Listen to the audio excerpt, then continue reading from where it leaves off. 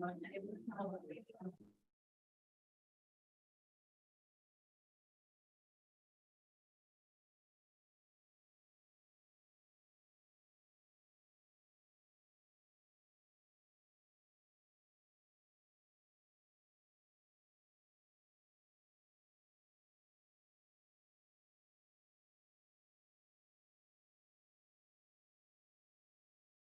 Caitlin, can you give me a sound check?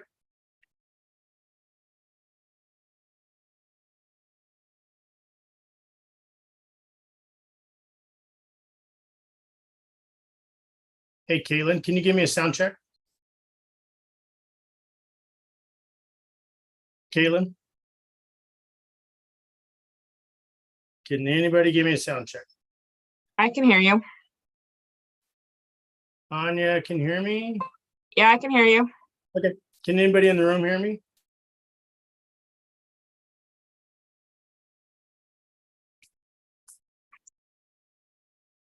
Hey, Caitlin? Anybody in the room?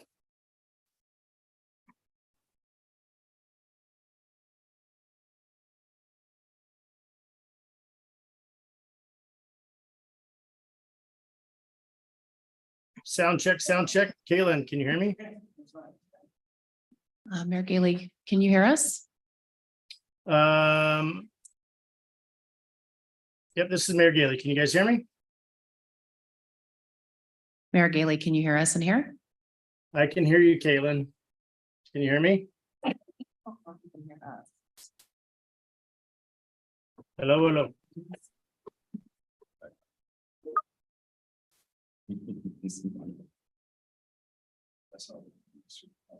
We can't hear the rest. Can you hear me, Caitlin? Hello, hello, sound check, sound check. Yeah, so we can't hear the people online.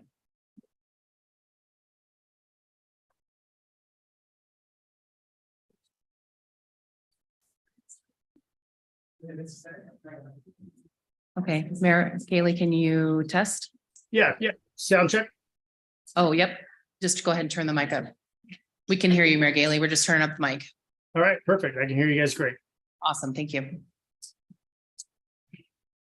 All right, so with that, let's call this meeting to order, and it's going to be June 27th, 2023. And this will be a city council meeting for Lake Stevens City Council. And it is both in person and on Zoom. So with that, I would ask all to rise for the pledge of allegiance.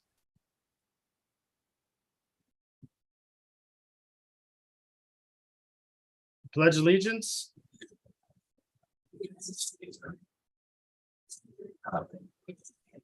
One nation under God, indivisible, with liberty and justice for all.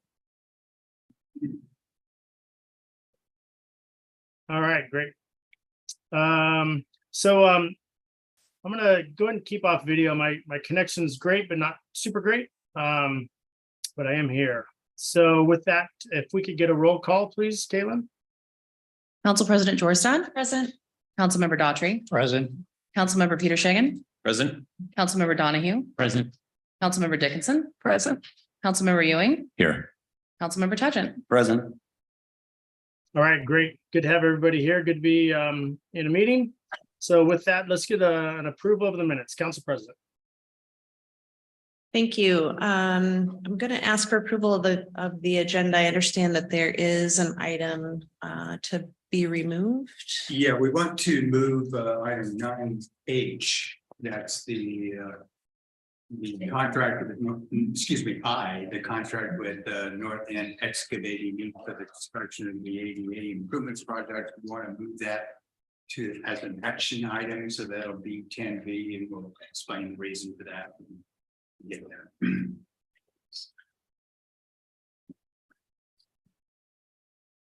So move to take item 9H off of consent and move it to action. Sorry, 9I off of consent and move to action item 10B. Yes. I'll make that motion.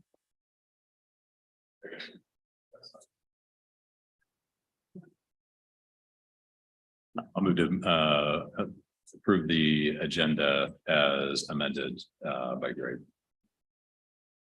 Second. Motion and a second. I would also like to move to remove consent agenda item D. The minutes from the meeting of June 13th. There are a couple of errors. I believe that Mayor Gailey was not present at that meeting, but was referenced in the minutes. And I would like one of the votes reviewed. So we'd just like to take that off consent for approval at a later date. So I move to remove 9D from consent. Second. Where do you see that on? Talks about elected officials present. We call meetings to order. Hey, council members, can I get you to make sure you're talking into the mics, please? What page of the agenda, sorry? 39. Page 39, it states call to order, Mayor Gailey. Oh, right. Called to order and pledge Okay. of allegiance, Mayor Gailey led the pledge of allegiance. Mayor Gailey was not present at that meeting. Is there any other modifications? On the on page 40. Hold on just a minute. Nope, 39, sorry, approval of the agenda states that the original motion was approved 7-0 to approve the agenda. I believe that the original motion vote was 6-1. But I'd like to have that reviewed. I would just ask that you ask for those amendments to be made rather than bringing it back. I don't know. I want to make sure that that's accurate. So, and that's recorded.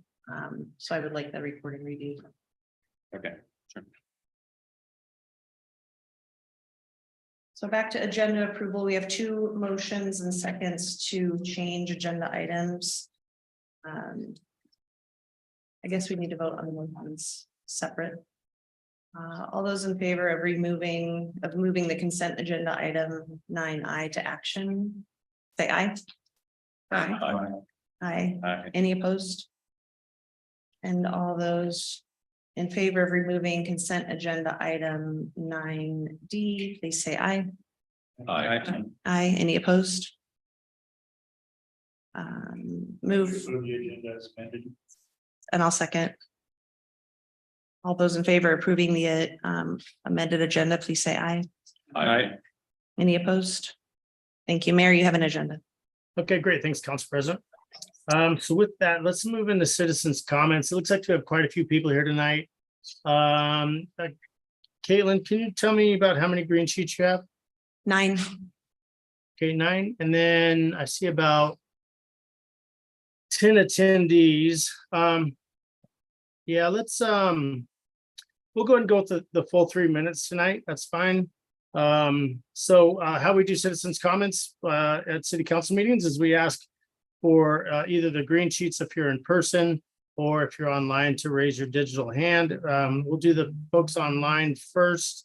And you get 3 minutes to address the council. We ask that you provide your name and address and then begin. So with that, I will call in the digital area, Terry Brockovich.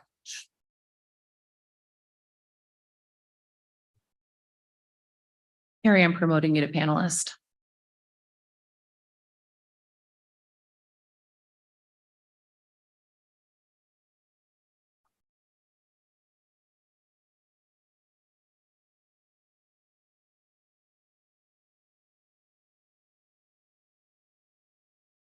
Terry, you're there?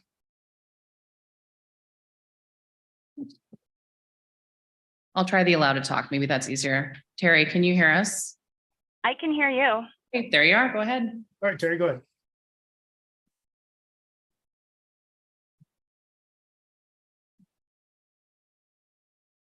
Terry, you have the floor.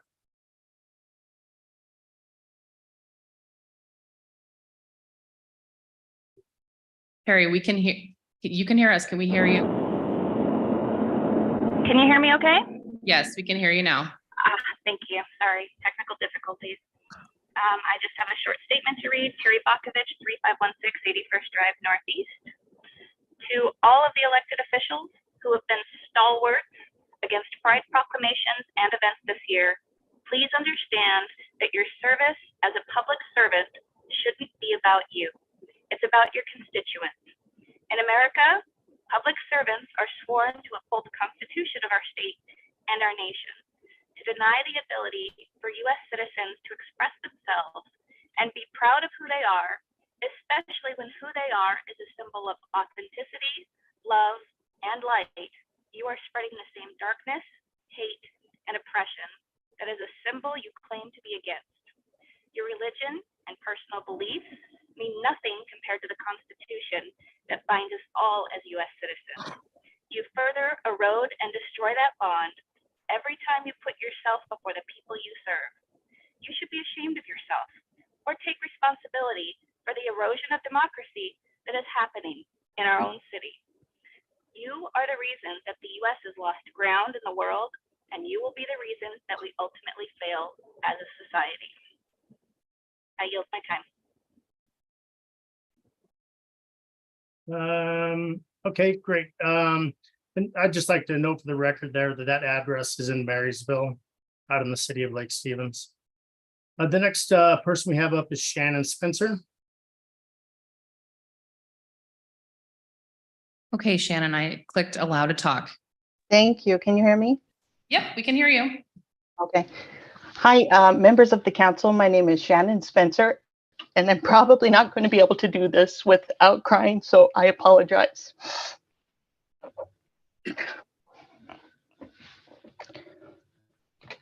I live at 8919 First Street Southeast.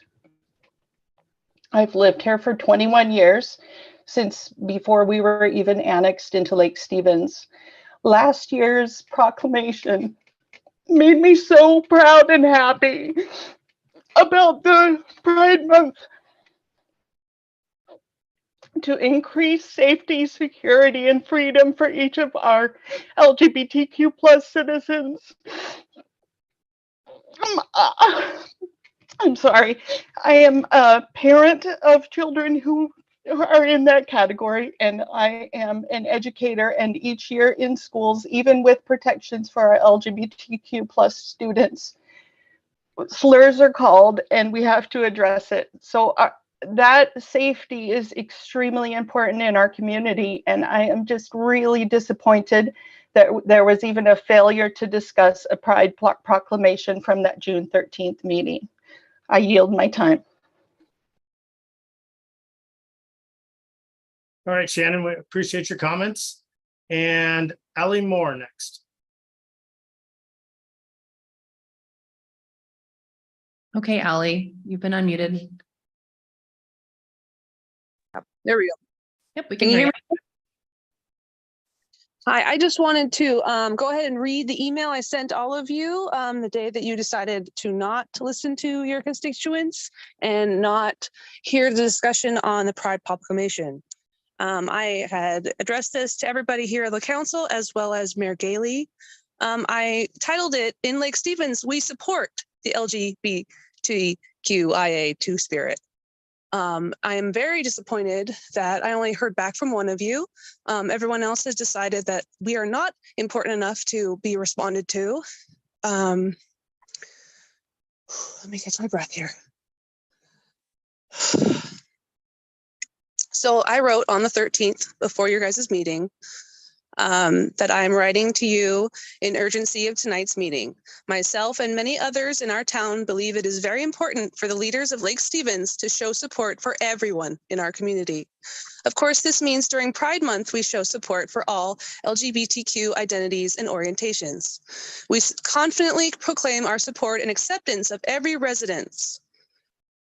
We are human and we all deserve respect. This proclamation can mean so much to so many if signed, but can also cause so much immense harm if swept under the rug.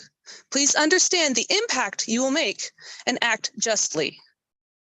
I also quote the Trevor Project, having at least one accepting adult can reduce the risk of a suicide attempt in young LGBTQ people by 40%. I really hope that everyone in that room understands the impact that you have already made and will continue to do so. I thank you for your time and please urge your fellow council members and our mayor, Brett Gailey, to sign the Pride Proclamation now, next year, and for every year onward. This is important. We are counting on you. My name is Allie Morrison. I live at 1818 114th Drive, Southeast Lake Stevens. I am a member of the LGBTQ community, and we are not going anywhere. Thank you. I yield my time. Thank you, Ali. Appreciate your comments. And I don't see anybody else with their hands up in online. So Kaylin, if you could read off those on the green sheets, I'd appreciate it. I have the green sheets here. I can go ahead and start. The first green sheet I have is for Mark Liberato. Mike Liberato.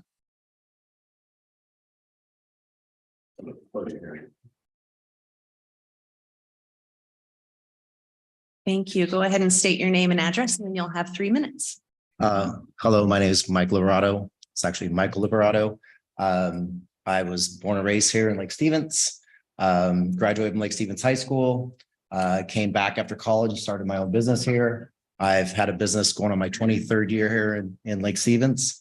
I know we had some pretty heavy stuff today. This is more of a business side of things. I am actually, I gave you the council, I don't know if you guys a sheet. I don't really want to get into all the financials with everybody online and stuff, but I put it on there for you guys to read. But we've had some hardships ourselves. COVID was a brutal last 3.5 years. We're finally back to our normal attendance in the gym. So that's a good thing. Over the last 20+ years, I've always tried to help out and do as much as I can for our community. One of the things that an idea came up with was 3 years ago or 10 years ago, but we started working on it 3 years ago. And I started talking to Mayor Gailey about it as well, is trying to find out what other services could be needed here in Lake Stevens. And one of them is daycare. So all my members talk to me constantly about they're on a 6-month, a year wait list to get their kids into an actual qualified daycare center. And so I've been working with an architect and spending money for the last 3 months and working with the city to try to do some internal expansion to my facility so that we could bring another daycare into Lake Stevens with all the positive benefits of that. Increased property value, which generates more taxes, sales tax revenue, B&O tax revenue, some higher paying jobs for the people that work in that facility. So, and we ran into an issue with some parking that we currently have 123 parking, and the city would like us to move up to 154, 31 more parking spots. That parking is currently has about 50 open parking spots, about 99% of the time. So we are looking for an exemption on that parking requirement. We had 5,700 extra square feet that the state just took from us on the highway. And so now we are no longer able to use that because they took an easement on that property. So it's basically worthless for us now. So we just lost that in the last 6 months. So we could have put the park in there, but we don't currently. The city has permitted a fireworks stand in our parking lot, which is taking up 50 parking spots plus parking. And we have no problem with all that. So I'm just looking for an exemption on the parking requirement for that, considering that we already have that. And it's a win-win. It's a win-win for the city. It's a win-win for us. It's a win-win for the kids and the parents who are looking for qualified daycare. And that's all I have. So thank you for your time, guys. Thank you. Thank you, Mike. Sorry about messing up your name. Apologize. That's all right. It's not the first time. Thank you. Next up, we have Mark Summers.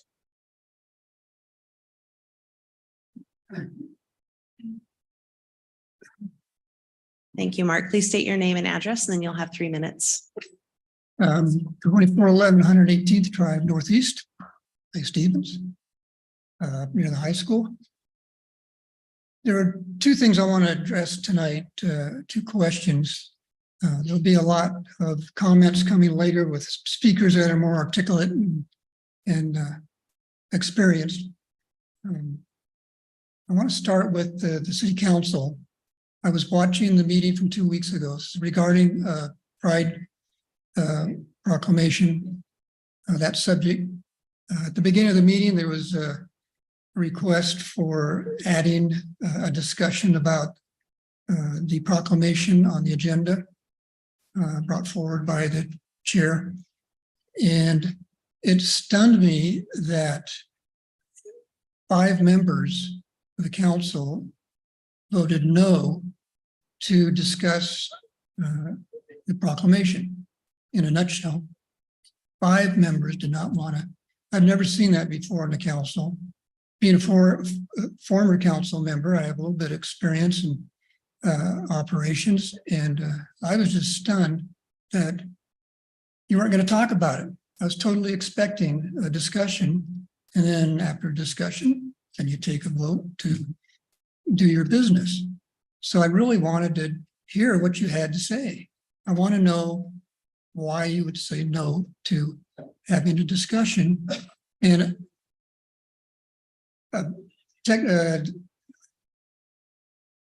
meeting procedure aside, I would want an exception in a situation like that. Open up and let's talk about it. Make an exception for that. So that the more I thought about it, I got upset. I thought, well, I'll just come here. I want to look at you and tell you that I'm spending 3 minutes as public comments. I'd like each of you to spend 3 minutes of council comments to tell me what happened there. And secondly, if I still have time, I had a question for the mayor about the proclamation. Obviously, that's in the paper, a lot of attention to that, and there's going to be many more comments. But I don't understand why you approved a proclamation 21, 22, and 23 comes along and it's been rejected. It's gone. I don't think that's right. I was at the event at Lundin. It was a very good experience to meet people, see people. So also, sorry, sore throat. Also, Mayor, I would like an answer from you on personally to the group, why you And did that. that's 3 minutes. Okay, I'm done. Thank you. Thank you, Mark. Next up, we have Pam Summers.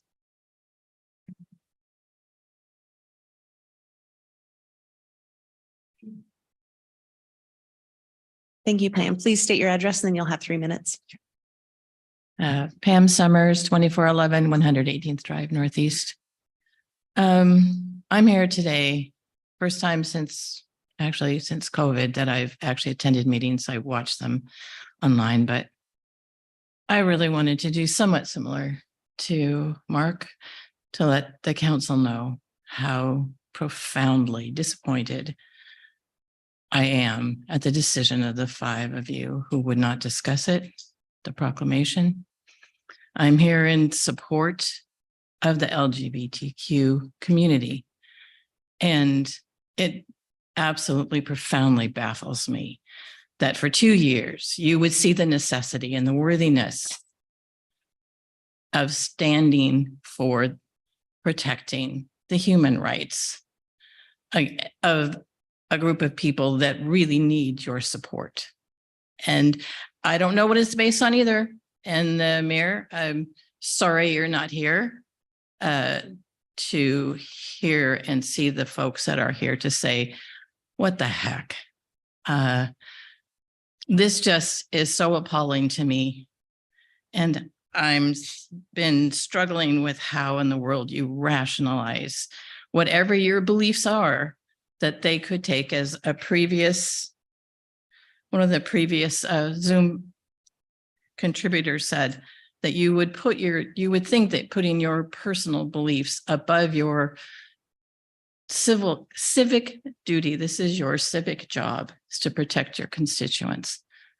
And I'm just, as I said, I'm just profoundly disappointed. And thank you for this opportunity.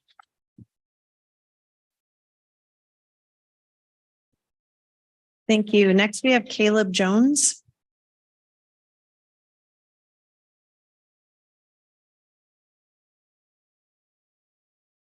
Thank you, Caleb. Please state your name and address, and then you'll have 3 minutes. Yes, as you stated, Caleb Jones, address 3703 126th Avenue Northeast. Thanks for the opportunity. I wanted to echo what's been said, but also frame a bit what pride means. I'm a data person, so I think in terms of numbers, as was mentioned before, there's lots of studies about the positive impacts on youth when they have at least one supporting adult in their life. 40% reduction is often seen. We look at the population of Lake Stevens, about 30% are 18 years or younger. And we look at various studies that indicate about 20% of rising generation identify as LGBTQ in one way or another. Put all that together, we have about 2,000 LGBTQ youth, statistically speaking, in this community. Thinking of pride and proclamation and the support that we can offer those 2,000 youth, I think we should think about this not in terms of ideologies, but in terms of mental health and welcome, a feeling of welcome that these youth can feel in our community. So as a parent of LGBTQ youth, I queried one of these 2,000 youth, asked them in a word, what did going to Pride make you feel?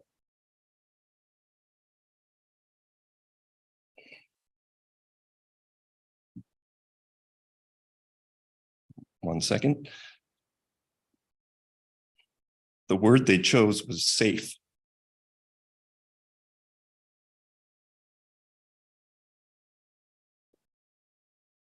And they stated that having Pride in Lake Stevens made them feel that they had support and that they were welcome in the community. So I just wanted to echo the urgency of stating support for these youth, and then also thank those that organize Pride in the city for also approving that. Thank you.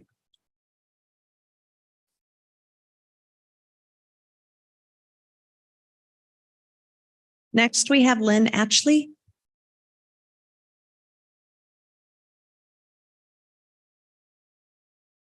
Thank you, Lynn. Please state your name and address, and then you'll have 3 minutes. I'm Lynn Atchley. I live at 2112 82nd Drive Northeast in Lake Stevens. We've lived here for almost 20 years. I've raised my kids here and they've gone through the Lake Stevens School District, and my baby just graduated. So we're now done, except that I teach at the high school also. I have queer youth. I teach at a school where I have queer students. And one of my number one priorities is to help them feel safe and included and supportive. I worry that the message we're sending here is one that would encourage discrimination and exclusion. And so I really wanted to come and speak. I also attended Pride and just wanted to share with you, for any who weren't there, was such a positive experience. I was so glad I went. I felt really good about it. And the people around me, it was just a really positive experience. And so I hope some of you were able to peek in and see what it was like. And I wanted to let you know that it was a wonderful experience. Thank you so much. Thank you. Next, we have Kim Shipman.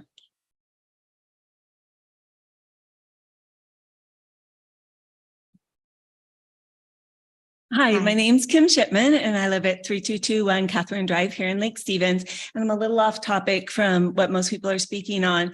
I came today to address some of the challenges we've been having predominantly at Cove Park. So I belong to the community groups here in Lake Stevens, and I've seen numerous times, the fighting seems to have calmed down, but people reporting teenagers openly drinking, openly smoking weed, those type of things, and they really don't know what to do about it. This day and age, it's not safe to approach someone because you really don't know what reaction you're going to get. Other concerns are them kind of taking over the playgrounds when the small children are there and kind of running families off the playground. I'm not hearing a lot of it in the other parks. It seems to be Cove Park is the chosen park. So as thinking, what can we do that won't be expensive for the city? Because a lot of people have requested, just kind of through the community group, that we have a police patrol. Well, you know, we're shorthanded on the police. So I think that might be hard on budget. I think that might be hard on staffing. So I thought, what else could we do? What could we do when we run across this at the park? How should we handle this? And I think no one really knows. So my suggestion would be, I went walking around the park last night and we had kids playing volleyball. I mean, it was such a positive experience. We had kids, you know, laying in the sand, like teens just laying in the sand talking. We had little kids on the playground. I mean, it was exactly what we, I'm sure, envisioned as we created this park. So when the times when it's not like that, what do we do? So as I was walking around, I noticed that there's signs that there's cameras, right? I think there's no loitering and skateboarding signs too. And so is there any way the city could purchase signs with a phone number that when we see illegal activity going on within our park, we can call the police? Because it's usually after business hours, right? So the police department's closed. 911 is supposed to be reserved for emergencies. And is this technically an emergency? That's kind of a gray area. But who could someone safely call to alert the police this is going on? And I think a side benefit of this would be data for a police department. So now as I'm watching this online and people talking, it's hard to tell, is this a single incident? I'm seeing 3 or 4 different perspectives because they don't always come on the same day, right? The posts don't. Am I seeing 3 or 4 different perspectives of the same incident, or are these individual ones? And if we had a way to contact the authorities and say, hey, we have kids drinking out of a vodka bottle and smoking weed, which was the last one. And then they went in the restroom and they were doing it in the restroom. And these were youth. See, not that it's okay for adults to do that, but these were teens. If we had a safe way to alert the police, they would also have the data as far as, is it happening more often than we're thinking, less often than we're thinking? I think it would give us a more accurate way to handle it. But anyways, that's just my suggestion. I thought it would be cost effective. Thank you. Next up, we have Saffron Quello.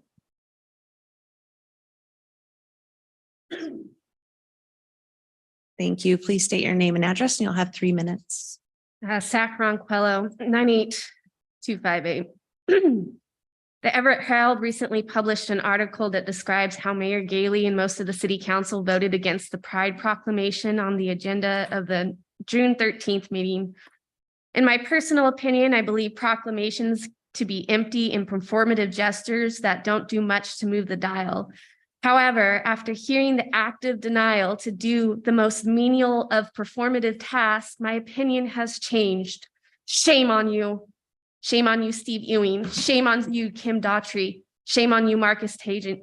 Sorry, I said your name wrong. Shame on you, Ryan Donahue. Shame on you, Gary Peter Shagan. Shame on you, Brett Gailey. Your no votes and your refusal to support simple words on paper screams loudly of the bigotry you have in your hearts. Your actions will embolden the many bigots who live in our community, and any violence towards our LGBTQIA siblings that occur within our city limits will be on your hands. It is not hyperbole that I speak in such a way. Violence against marginalized peoples is on the rise. Our country continues to pass transphobic and homophobic laws. People are dying as a result. People are fleeing their homes due to lack of safety, and those state laws have created. You might think your no vote is a simple act of personal beliefs, but it really is a signal to those who have no moral conscience that you will look the other ways if they cause violence to this particular group of people. Saturday was our turn to show our pride for LGBTQ siblings. Under a beautiful blue sky, people from around Snohomish County showed up into our community at our parks within our city limits to celebrate their identities that you shun. Shame on you. We want to live our lives without worrying if danger is right around the corner. Shame on you. We want our kids to go to school without them being bullied. Shame on you. You couldn't do the most meager show of support. Shame on you. Those who voted no and are up for re-election will not be getting my vote, and I encourage those who support the LGBTQ siblings to do the same. Shame on you.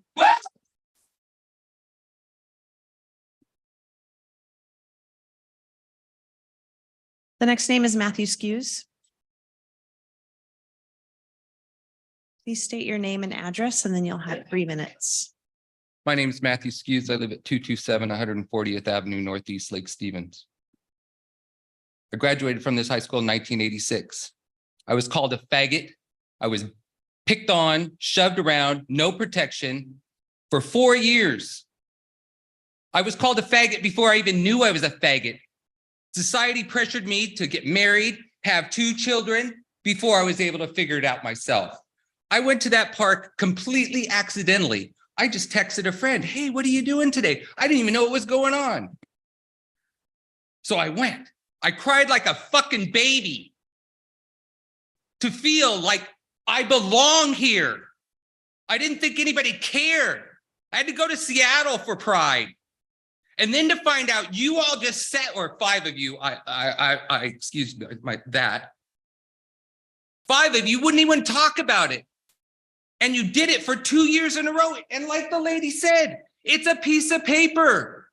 The fact that you said no means so much more than it would have been to say yes, especially because you did it 2 years in a row. Mayor, you should be ashamed of yourself. We are here. All these people are here. All the people online. This will not happen again. It's an election. Thank you.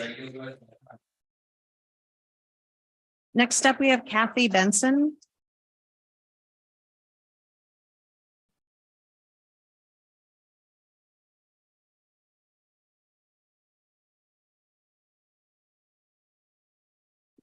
Hello.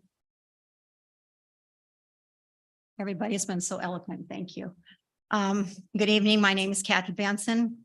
I live at 10408 40th Place Southeast, Lake Stevens, Washington. And before you fact check me, Governor, thanks he is. Mayor, I am a orphan of Lake Stevens. I can't vote for you. Unfortunately, I wish I could vote against you, but I pay my taxes here. I send my kids to school here, 3 kids.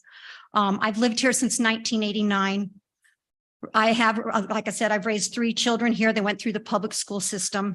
I'm a very proud parent of an LGBTQIA child. She wouldn't want to be called a child. She's 41 years old. She's an adult.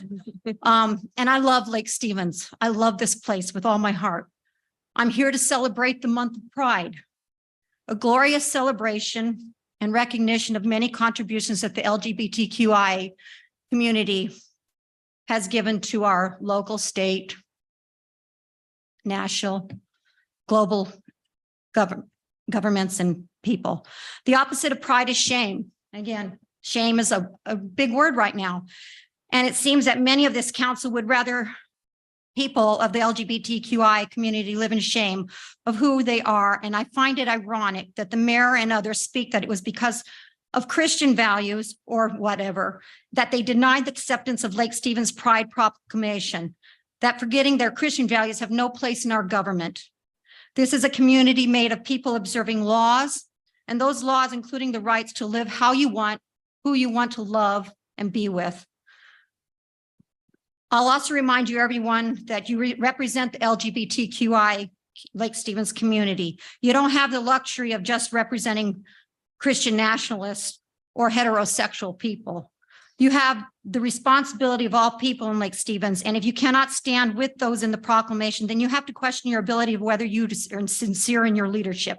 I find it sad that those that say they do this for religious beliefs in the name of God forget that the filthiest parts of their bodies are their mouths and the hate they spew, shaming people because they don't fit into their agenda. These false Christian values have nothing to do with the teachings of Jesus.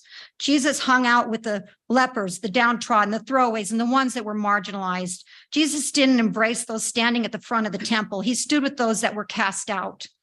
And so when the mayor, who once again is obviously absent, I know you're online, wherever, points out that it was because of religious beliefs, he is using the name of Jesus to promote hate and viciousness toward the LGBTQI community, while basically saying, I hate you too, when you don't recognize the LGBTQI community as having a right to be proud of who they are.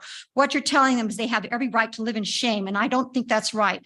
None of us should hide our heads in shame, not the Christians, LGBTQ, Black Americans, and our 3 minutes. Mexican. Anyway, go back and read John 3:16, 17. We all have a right. Hey, Council President, if I may for a second.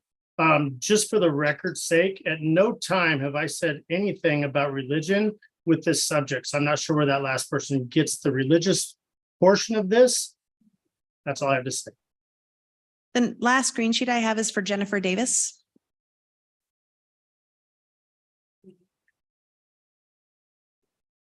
Thank you. Please state your name and address and you'll have 3 minutes. Good evening. I'm Jennifer Davis. I've lived in the Caballero Hill portion of Lake Stevens since 1996. I've served as a Lake Stevens Planning Commissioner for nearly 12 years, and in that capacity, I've come personally to know several of you as committed public servants. I'm well aware of the time and the energy that you expend to promote the public good. It's considerable. And it's with that in mind that I come to you to express my deep dismay regarding council's recent decision not to approve Lake Stevens' annual Pride proclamation. I was extremely disappointed to learn that council refused to approve the proclamation, setting our community apart from our neighboring jurisdictions in a negative way. But I was also disappointed to learn that 5 council members voted to block a council discussion of the matter. This is an insult not only to members of the LGBTQ community and their allies, but also to Lake Stevens as a whole. Stifling a discussion of a matter of public interest like this does not comport with our shared values of community, open dialogue, and public engagement. We cannot be one community around the lake unless every member of our community is able to participate in the process of governance, which is impossible without a clear understanding of how and why our electeds make decisions on our behalf. Actively chilling public discourse regarding matters of public interest when it's been proposed in the appropriate venue and at the appropriate time is out of alignment with effective and inclusive governance. In the spirit of full disclosure, I'm the proud parent of a young man who is a member of the LGBTQ community. He grew up here in Lake Stevens and took this excellent education and sense of community our town instilled in him to a position as a Snohomish County Human Rights Commissioner when he was 17 years old, on to Harvard University, and then to a public service career in our nation's capital, where he remains today. The council's decision to not only reverse prior support and acknowledgement of our LGBTQ citizens, as well as its refusal to publicly discuss the issue, is deeply painful for families like mine and many others around the lake who support inclusion of all our citizens. Finally, public reporting suggests that part of council's decision not to ratify the proclamation arose from personal beliefs. Therefore, I find it appropriate to conclude by mentioning some of my own personal beliefs which inform my viewpoint on the matter. I speak up this evening as a longstanding community volunteer who believes in giving my fellow citizens a voice. I speak up as an attorney who believes that public discourse and transparency are the lifeblood of our democratic processes. I speak up as a parent who raised 3 children in this community and who cares deeply about the kids being raised here today. I speak up as a person of faith who believes in standing for the vulnerable. I really do believe that these are the values of the majority of people in Lake Stevens, and I think this incident has failed to reflect that. I want to conclude my time, though, by mentioning that after I read this statement last night at the Planning Commission, both of our council liaisons, Councilmember Donahue and Councilmember Ewing, stayed late to discuss this matter with me in a thoughtful way. I want to thank them both for their willingness to engage in a respectful and thoughtful discussion. And I want to encourage everyone here to continue this conversation moving forward, because all, and I mean every single one of our neighbors, deserves to feel safe, appreciated, and included in this wonderful place that we call home. Thank you.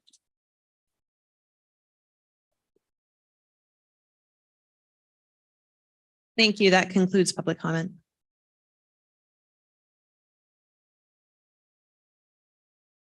Okay, great. Hey, we do have one more hand up on the digital side, and that's Sue Fernald. If we could bring Sue in, that'd be great.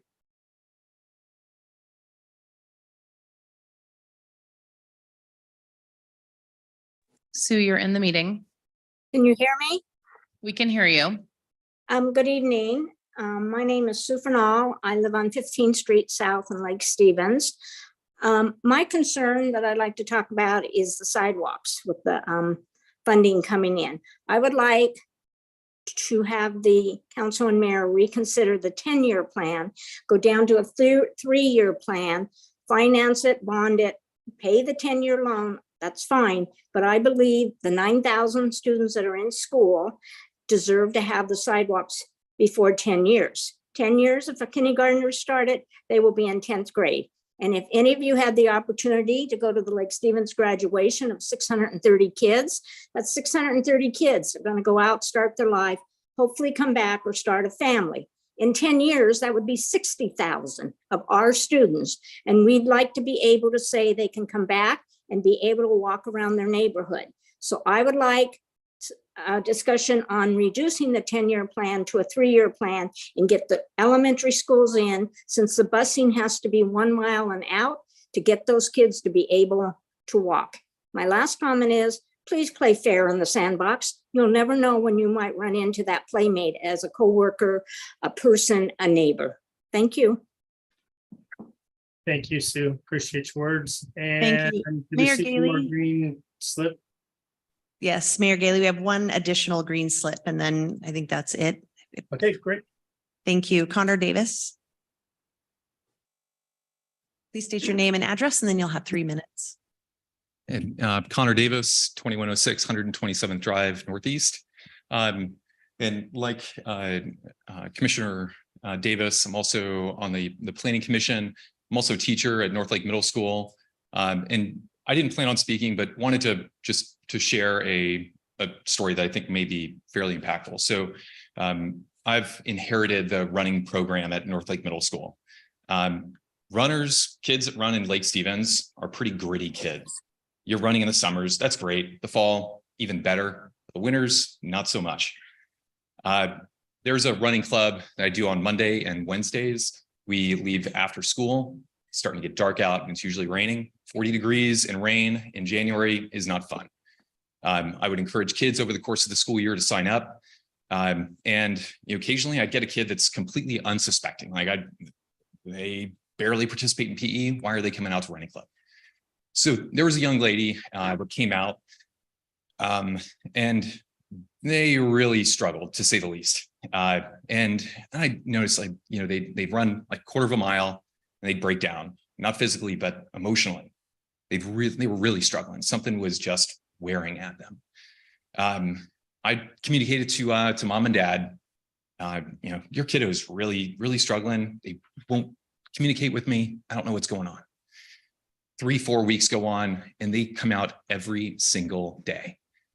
And then they finally shared with me what the problem was.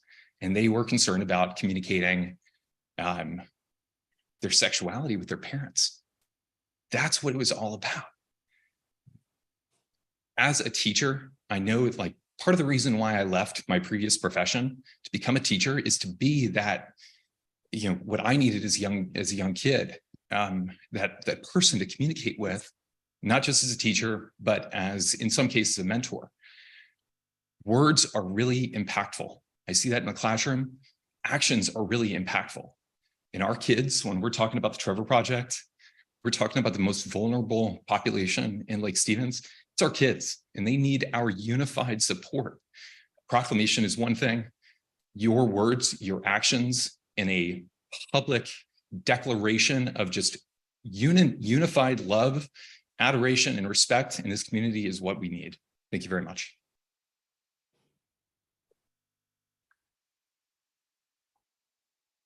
Okay, great. So let's move ahead here and council business, council president. Thank you. I'll go ahead and start.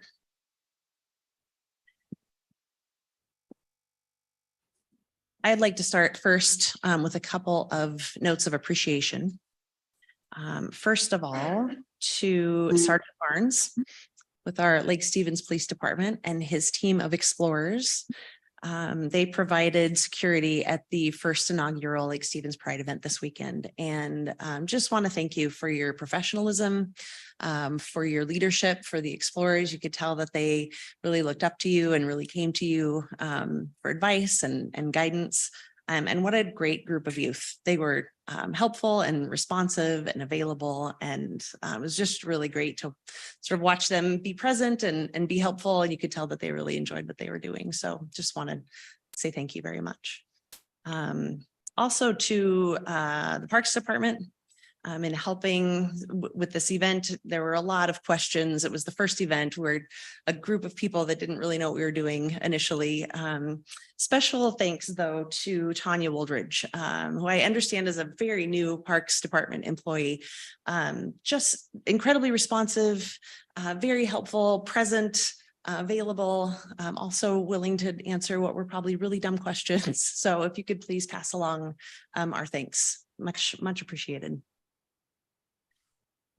It was an honor to play a part in bringing the Pride Festival to Lake Stevens. Several people have spoken about it. There were between 700 and 1,200 people present at Lundin Park on Saturday from noon to 4. A few other numbers. There were, it was 4 Lake Stevens Pride board members, 40 volunteers, 6 sponsors, 18 resource booths, 2 council members, and approximately 1,000, give or take 200 attendees. There was music, guest speakers, food trucks, kids activities, resource tables. It was really a great event to be a part of. I would like to speak briefly to my fellow council members and hope that this is an opportunity over the next year to participate in meaningful dialogue, and to use this to talk about how to partner together and move forward.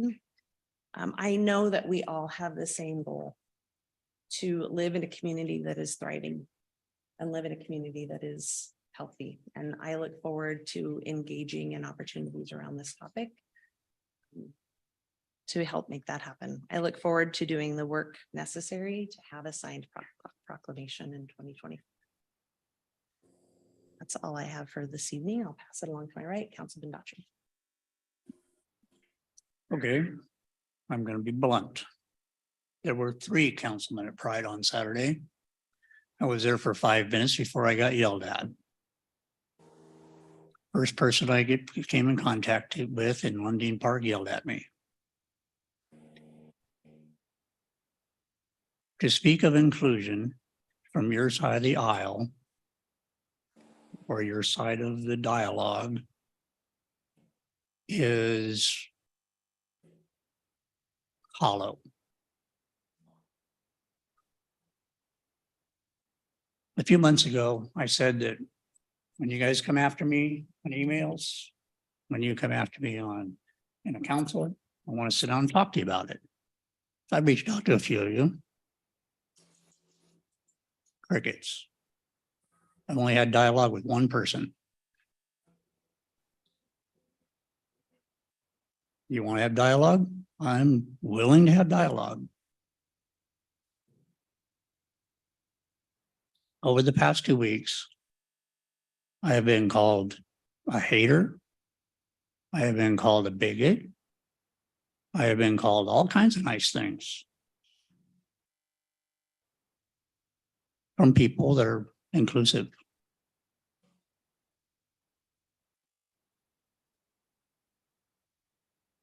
Let me tell you how I do my proclamations. Every other Tuesday night, right here in this room, we say the Pledge of Allegiance.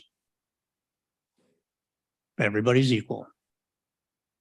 I pledge it every 2 weeks. That is the way that I live my life. It doesn't take an extra proclamation for me to support everybody in this city. It just doesn't. There are many reasons that I voted no on the proclamation. The first one I'm going to go ahead and discuss with you. First off, a proclamation is not signed by the council. It's not even voted on by the council. There's no reason to discuss a proclamation because the mayor wasn't here. He's the one that does proclamations. Now, if it would have been a resolution, yeah, maybe. Could have talked about that. We do resolutions, not proclamations.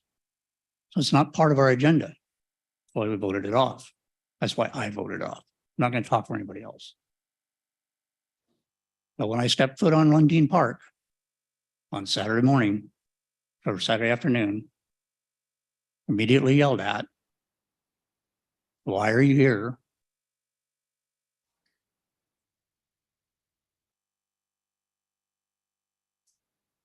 I get it. I know exactly where you're coming from. So last week I was over at the AWC annual meeting. Some really cool things happened there. Got to learn some really good things about grants. One was called grant stacking, which I thought was impressive. Mary was with me on that one.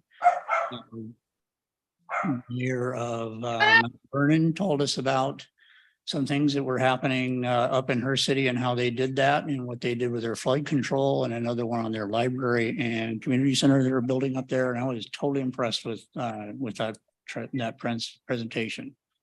The other thing I was pretty impressed with was the youth advisory people that were there to receive scholarships from the CQC, AWC CQC program.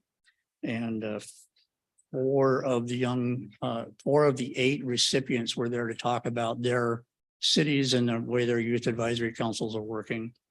And I was pretty impressed with all 4 of them. One of the things that was really impressive, one of the girls was from a high school with only 150 people in it. So a really small town. I don't remember the town. Do you? I don't remember the town. When she was trying to run for class president, the whole time she was giving her speech, she was being chanted at by her opponent's name. So they just chanted his name the whole time and she won. That's pretty funny.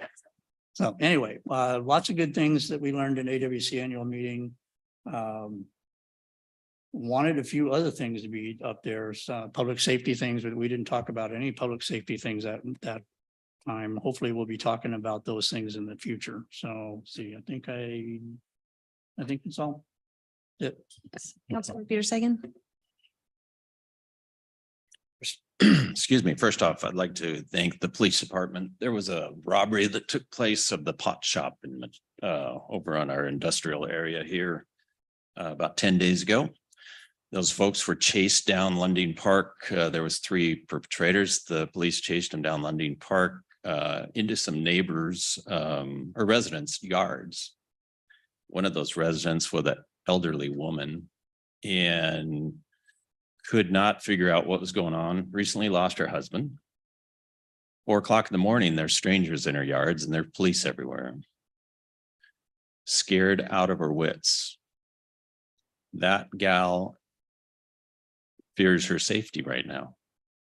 And I would like to commend the police department because they went back and checked on her to see how she's doing. You don't hear that from a lot of police departments. We have a fabulous police department here and fabulous personnel. So I'd like to say thank you. The personal touch is very important. Second thing I'd like to say is I hope that we are getting the message out regarding the fireworks and in our parks. We've made a big effort the last couple of years to do that. I'm not quite seeing the same notification other than on the city website, but are they okay? I guess I'd just like to remind everybody, we have a very active fireworks display in this community and it need not take place on city property.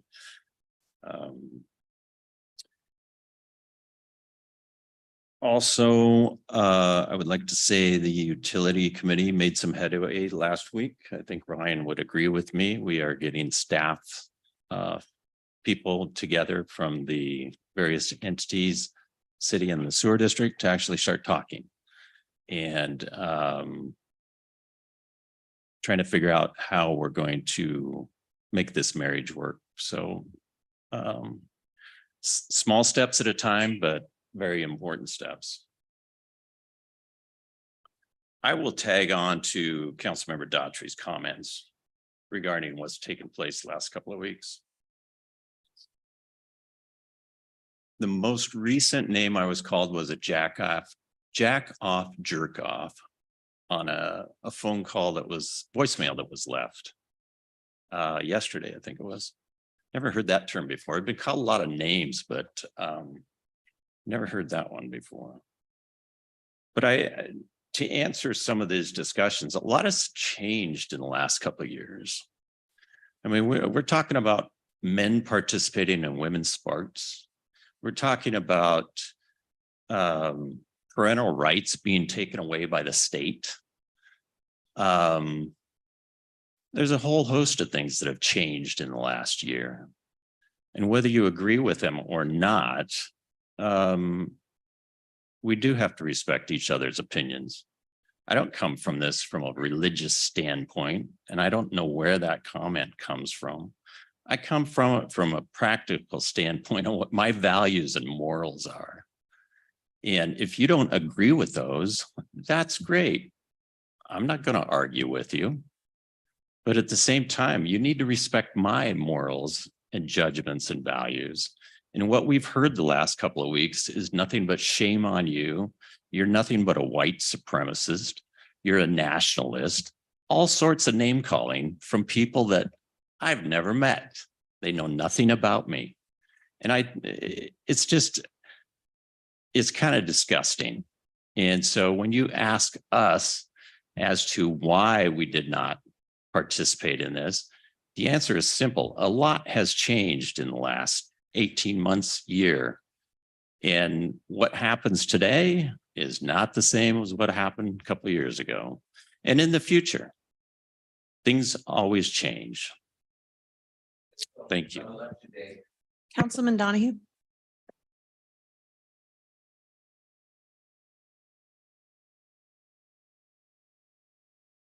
First off, I will say yesterday.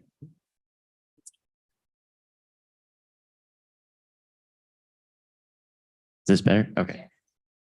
First off, I'll start by saying yesterday I attended the Planning Commission meeting, and I will reassure my fellow council members that despite the daunting length of the housing action plan, Director Wright does a commendable job walking you through it. He's very efficient, so look forward to that. To the topic of the night, I've been sitting here trying to think about what I could say. You know, as far as my experience dealing with this, being a new council member, the comments preceding me have summed up quite a lot of that. The one thing I want to add, and maybe I'm going to go on a bit of a limb here, but I was thinking about how I could respond to Mr. Summers, and then Commissioner Davis's comment at the very end struck a chord with me. And I want to make it abundantly clear, proclamation, no proclamation. One theme I've heard is concern for kids not feeling supported, kids not feeling safe. I don't think there's a single person up here that wants to see anybody harmed, child, adult. So whatever you think about the proclamation, whatever you think about us, just know that nobody up here, nobody online right now, I've never heard a single thing spoken that would make me think any of those people want to see somebody hurt. So whatever you take away from this tonight, please take away that. Thank you. Councilwoman Dickinson. First of all, Hold on just a second. back up. Hold on, Mary, 1 second. We're going to get you a different microphone. How's this? Good? All right. That's good. Thank you, Sarah. Anyone that knows me knows that I'm Miss Sunshine. I'm always looking for the positive, and wow, you guys have made a challenge for me.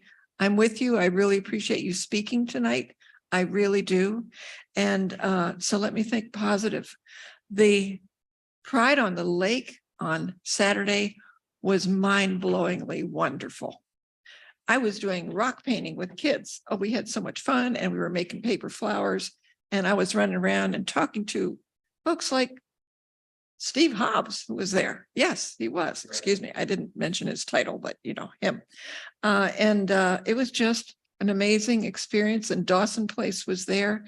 And it really is, it resonates with me, with the Dawson Place and their movement. I'm hoping next year we can have Cocoon House there too, because both of them have a storyline that involves kids that are rejected, kids that are treated abysmally. So that's my positive. And I did go to AWC, and that was amazing. I went to every one of the diversity, equity, and inclusion type of speeches that I could go to. And I met so many amazing human beings. And the AWC is actually older than I am. They celebrated their 90th anniversary this year, even older than me. So they're really amazing. So Pride on the Lake, yay, AWC, awesome. I did go to the YAC Youth Advisory Council meeting.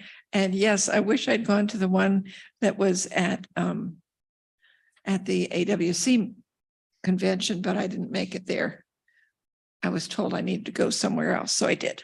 I went somewhere else. But there are good things going on in Lake Stevens. And the fact that you are all here means Lake Stevens is alive and well. Stay strong. Thank you. Councilman Ewing. So earlier today, we met to fill a position for the planning commission. And I shared this with City Administrator Brazel, but I wanted to share it with everyone. We have a tremendous amount of qualified, capable people in the city that volunteer their time. And I like it that almost every time we have difficulty deciding between which candidate is going to be selected. But the one thing that I appreciate probably the most is a consensus. I've been doing this several years now, and without fail, every single one, there's consensus on who should be selected. And that's with the input from city staff, from the chairperson and the council members that are present. So I'm grateful for that excellent process. Youth Advisory Council meeting last night went well. Part of the Youth Advisory Council are supporting the Suicide Awareness Walk on August 19th. For those who support those who struggle with mental health or suicide. And the Planning Commission meeting, I'm gonna do something that may be a little inappropriate, but I'm gonna do it anyway. I served on the Planning Commission, and it's one of the highlights of my experience, either volunteer or professional. And I'll tell you, there's some of the finest people on there. And one of them here spoke tonight, and I'm gonna front you off publicly, Jennifer. Jennifer is one of the best listeners of people I know. And I'm going to give you an example. We had a 3-3 vote, and she listened to my concern. And she correctly identified what my concern without me verbalizing it. She decoupled it from the motion, and I was able to move my opinion. Last night, she took the time to speak with me. She is, I will say, other than my sister, one of the most respectful people there is when there are differing opinions. She is one of my heroes, and I look up to her, and I'm grateful that she took the time to speak both last night at the Planning Commission and also tonight. Thank you. The food bank opened. We had on the 19th, they had the first I won't even call it the dispensing of the food. What an outstanding opportunity it is for our community. I just again want to commend all those people who work to make that happen, and also to commend those who have worked to get the Volunteers of America to help with that. Tina Mandela is an extraordinary individual, and our community is grateful to have her working with the Volunteers of America. And I really appreciated what she brings to the table for our community. And lastly, I do want to mention, I appreciated the overwhelming majority of the people here engaged in civility. And I want to comment on Caleb Jones. I've known Caleb for a lot of years, and he is very similar to Jennifer Davis in his ability he is so respectful, and he is such a good listener, and he's an asset to our community. And I appreciate what he brings to the table on the pride topic and other topics of importance to our community. Thank you. Thank you. Councilman Tadgett. Yeah, been hearing great things about the food bank, and people who have been going to had a chance to talk with a few people who went there and said they feel really comfortable being in there, and it's a great thing. Spent some time with some good friends and a family member who went to the pride ceremony here in Lake Stevens, and they said it was really, really crowded and hard to find parking, but they thought it was great. Lots of food trucks, they said, and had a great time chatting with them, and they said the experience was awesome, and I think that's great. I spent some time at a different pride ceremony. I just didn't necessarily want to go to this one because I was hearing what Kim Daughtry would come up against there. As I've had several people confront me as well. I'm always open to open communication.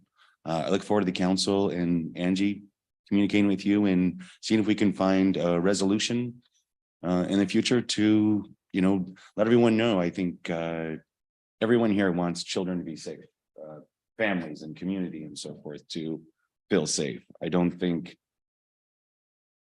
in my personal opinion, I don't think a resolution or anything makes them feel safe. I think it's the council continuously working with the police department, continually working with families in the community and so forth, and trying to find great resolutions, working with the Boys and Girls Club, things along those, which I try to be involved in and make sure everyone feels included. And I think our community does a great job of that. Can we always work on things? Sure. And I think that's something that we continue to work on. I appreciate everyone coming and sharing your point of view. Love hearing it. And I know there might be some frustration out there on our thoughts about it. My vote didn't come from a religious belief. Mine came more towards my concern towards kids and so forth. I want everyone to feel safe and included.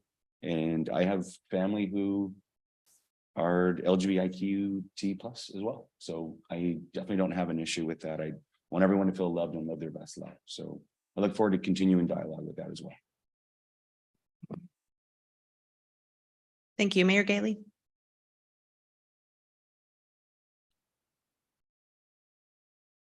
Yeah, appreciate the comments from the council. Good discussion. Please excuse me for not being there in person. I'm actually on a much needed, long awaited family vacation, but I thought it important to step in tonight and join in this discussion. Couple of things. I'm very proud of last week. We were able to finally open the food bank, cut that ribbon, and start to enjoy the fruits of a long fundraising labor with that community asset. And I appreciate all those who were there and that were respectful for that ribbon cutting. Additionally, I went to AWC last week, and Association of Washington Cities, for those of you who don't know what that is, it's an association of mayors and city council members from across the state who get together and do training, do a lot of networking, and talk about policy and how their cities do business. It's a great opportunity to learn and to see what other cities are doing. To echo what Councilmember Daughtry said, Mount Vernon has kind of cracked the code on doing some really cool stuff with grants. And we're going to go and take a trip up there this month and sit down with Mayor Boudreau and her staff and take a look at what they're doing in their city, and then as well as share the great things that we're doing here in our city. So great conference up there. I'll jump in here on the topic of the evening, and I understand that my words probably won't sit well with everybody. I get that. That's okay. One of the things that when you run for office, if you think you're going to please everybody, then you probably shouldn't run for office. And that's just the reality of living in a community that's diverse and has a wide variety of great thinkers. And that's a great community, right? So a couple of things. Over the last week or so, I've received probably 20+ emails on this subject, equally upset with me and equally thankful to me. And one of the themes that is in those emails, and it's been brought up already, is what's changed? Why did I sign this the last 2 times, right?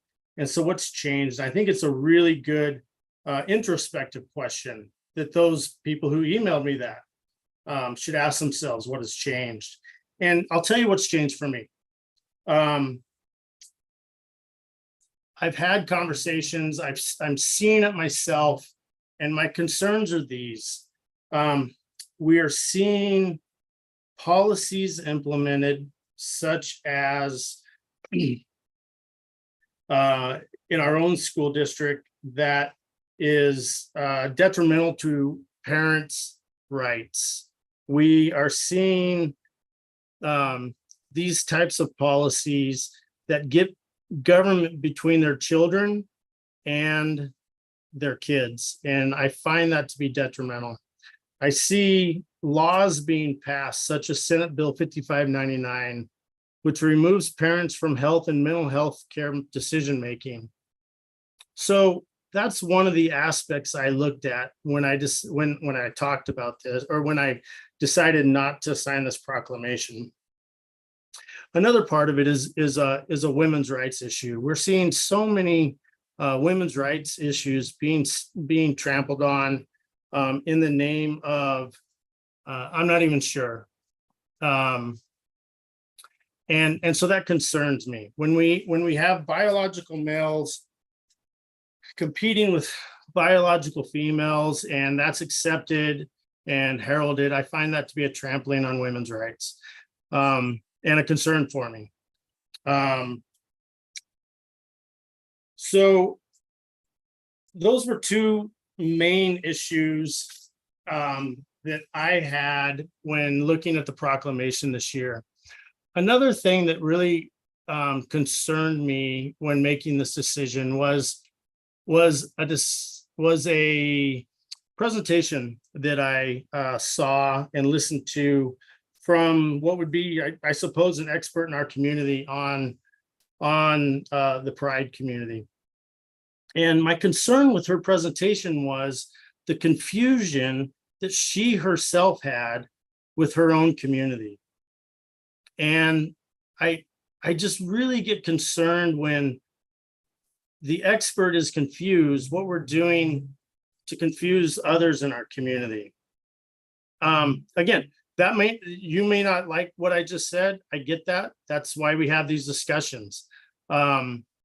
So based upon those things, I couldn't support the problem with the proclamation is you either support all of it or you don't support any of it, right? And there are just portions of the Pride community right now that I cannot support. And that's why I could not sign that proclamation. And they won't get Again, you may not like it. I get it. But that's why we have conversations like this. And if anybody's willing to have a reasonable conversation with me about it, you know how to get a hold of me.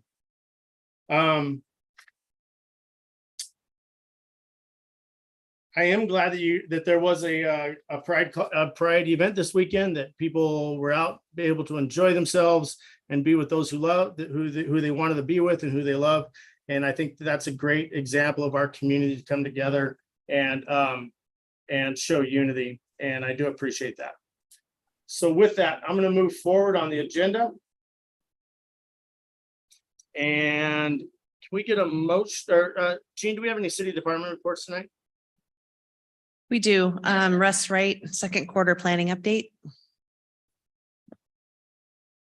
Okay, thank you, council.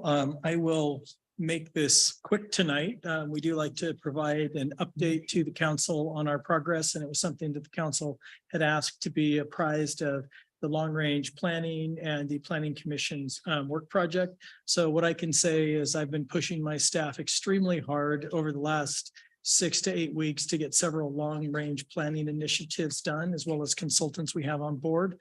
And a lot of those are coming to a head with the deadline of Friday. So making really good progress. We've completed the short-term rental ordinance. As you all know, the climate sustainability plan was passed by the council. We will be hopefully adopting the housing action plan tonight. We have our final version of our shoreline users guide that came in today. So that project will be wrapped up this week. The Lake Stevens industrial infrastructure and marketing analysis is complete. So we will look to implementation phases of that going into the next year. And as I noted in my staff report, we do have 2 grants that are additional planning grants to look to actually do some infrastructure improvements. And we are midway through our 2023 comprehensive plan update. We met with our planning commission last night and did an update as to the status and consistency of the applications that will be coming to the council. So that's moving along, and we've been working really well with our consultants for the 2024 comprehensive plan periodic update. They're a young firm. They're really fun to work with. They've been super engaged. And so I'm glad to be working with them through this process. Next up, we'll be bringing the solicitor's license to you to go over that program, and that's basically your door-to-door salespersons. And then the code cleanup has had a launch with the Planning Commission. We had to put that aside for a while to get through these other projects, as well as a large current planning workload. In my staff report, I shared some statistics with you, looking at the permitting second quarter in comparison to second quarter last year, and then the entire half year. So overall, we are up on the amount of permits coming in, a little bit down on the revenues. And that's because of a lot of smaller type of individual permits coming in. We do have a lot of larger housing projects right now in the queue that will be seeing an uptick in building permits. Likewise, our permit team, they continue to look for and implement process improvements. Our building official has been working with a group of other building officials, trying to come up with common written material as we get closer to the code updates. So all of the jurisdictions are administering the code the same way. And there is agreement since we have a lot of the same customers. So that's been a really cool process to watch that group move through. For code enforcement, we've had 44 cases opened, 41 cases closed. We have 22 short-term rental cases in the queue, and then 98 illegal signs have been removed. As well, our code enforcement officer keeps an open dialogue with the folks in the industrial area to make sure that they are conscious of any odor issues and to make sure that they are following their procedures. I'll back up a little bit to permits and mention that there are 13 active short-term rental applications in the process. We've approved 3 up to this point. So the code is being used that we spent quite a bit of time on. Then the last bit of information I put in there with just some marketing materials of what we're doing with economic development. You saw the report out from Retail Strategies at the last convention they went to, and working on our behalf and who they've contacted. So if there are any questions, happy to take those. Yeah, Russ, just a clarification. You say 8 cases related STRs have been closed. What does that mean? Does that mean that we've closed 8 illegal STRs, or what does that mean? So some of them have come into compliance, so that was their path forward, and they've made application. That was probably the greatest number of those. Others have decided to not be short-term rentals anymore and have become long-term rentals. So there's different reasons that those were closed. Okay, great. Thank you. I have one more question on STRs. How long is it taking to get an STR permit through the system? The ones that have been complete have gone through pretty quickly. A lot of the applications have been fairly incomplete, and we've needed to sort of go back and work with them on what we're looking for. So what is the operational definition of fairly quickly? I don't have a timeline for you. I will bring that back. Okay, thanks. Russ, do we know what the nature of the signs that are being removed? A lot of signs that are removed would be advertising for businesses in the right of way where they're not appropriate. I think that's the majority of them. And then there are some oversized political signs and those type of signs that there's unusual engagement with. Thank you.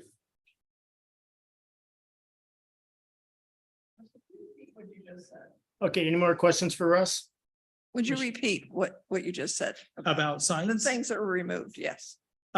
Business signs in the right of way, so commercial signs in the right of way, and then any political or other non-commercial signs that may not be the appropriate signs. All right. Okay, maybe I need to talk to you later. Okay. Okay, great, Russ. I appreciate your report on that. Any other department reports?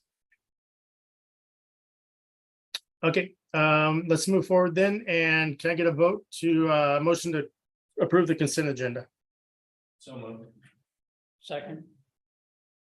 Okay, I have a motion and a second to approve the consent agenda. Is there any discussion? Just note that we made some changes at the beginning of the agenda setting on items D and H. Yep, agreed. So with that, all those in favor?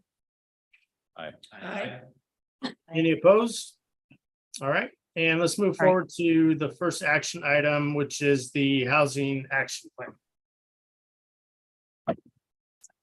Sorry, I'm just trying to confirm. Who was the second on that motion? Was it Kim? Okay, sorry, my apologies. Okay, I'm getting to the staff report and then I will be sharing a PowerPoint and going over that with the council. Okay, thank you.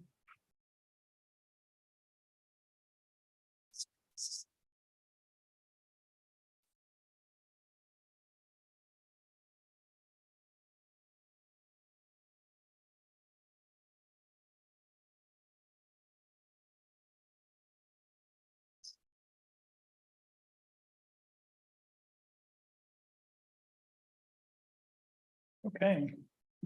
Russ Wright, Community Development Director for the City of Lake Stevens. I will be presenting the Lake Stevens Housing Action Plan this evening for action. So the Lake Stevens Housing Action Plan is something we took on and we've been working on for about the last 18 months. So the housing plan was developed between the city and Burke Consulting. There are some primary goals for the plan, and there are four main segments that are included in your packet tonight. There's a housing needs assessment. There's a summary of public engagement. There are policy recommendations, and there's an implementation strategy. So we're going to talk about the needs assessment first. So the needs assessment really looks at the demographic information of the city, the region, the why we need to do a housing action plan. So number one, Vision 2050, which is the binding document from the Puget Sound Regional Council, sets targets, growth targets for the city. Those trickle down then and become part of your countywide planning policies. So there are specific targets the city has to meet for the upcoming 2044 horizon. There are regional pressures. We all know that there are housing issues across the Puget Sound, Washington State, and the nation. We know that Lake Stevens population has grown from 28,000 to over 40,000. Actually, the most recent numbers put us over 41,000 when those become official. We've grown at a rate of about 3.2%, which is twice the growth rate of other communities in Snohomish County over the last 10 years. And I mentioned that the city has assigned population and housing targets. We'll talk about those a little bit more in the presentation tonight. And then we're looking to do updates to our comprehensive plan in 2024 that incorporate all of the new state changes, statewide legislation, changes to the Growth Management Act that as a city now we have to take on. And then we also have to reflect on our buildable lands capacity. So again, more things. Why are we planning on housing? Well, we have to look to incorporate more missing middle housing. So different types of housing, housing for all populations. So if you want to, one of the new targets that we have beyond a population target and an employment target, we now have to have targets for different income brackets as we try to define housing capacity for different incomes with specific numbers attached to those now.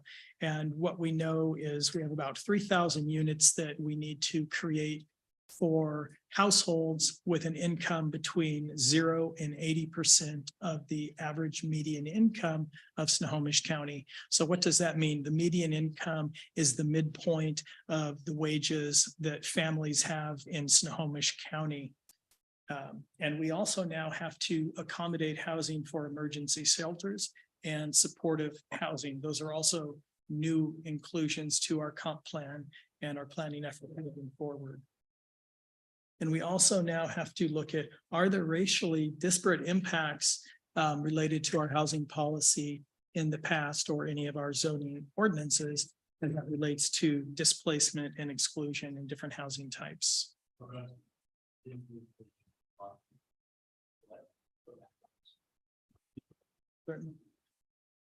What's an emergency housing unit? So an What's the emergency, definition of that? an emergency housing unit would be some sort of a tent encampment, an emergency shelter, places to provide housing for unhomed persons. All right. So emergency shelter wouldn't be a temporary situation in the case of a national emergency or environmental emergency. You're talking about, like you say, homeless shelter, things of that sort. Temporary housing type. not Temporary, yeah. homeless type. Emergency housing type Yeah. situation. Okay. And so one of the things that we do have going is the city's been very progressive and has been looking forward into how can we be more inclusionary and have effective housing policy. So between 2018 and 2020, the city council adopted some new ordinances to increase our housing supply, revising our accessory dwelling units, shifting our permit process for design review to an administrative process and away from a board process, reducing minimum lot sizes, looking at diverse housing types in neighborhoods through infill development. You've passed a multifamily tax exemption and you've increased SEPA thresholds. So all of these either procedurally or cost-wise had benefits to making our housing supply greater and reducing barriers. Some of the other demographics that we'll look at really quickly, the age profile. So we've talked about in the past that the city of Lake Stevens has a large population under the age of 18, about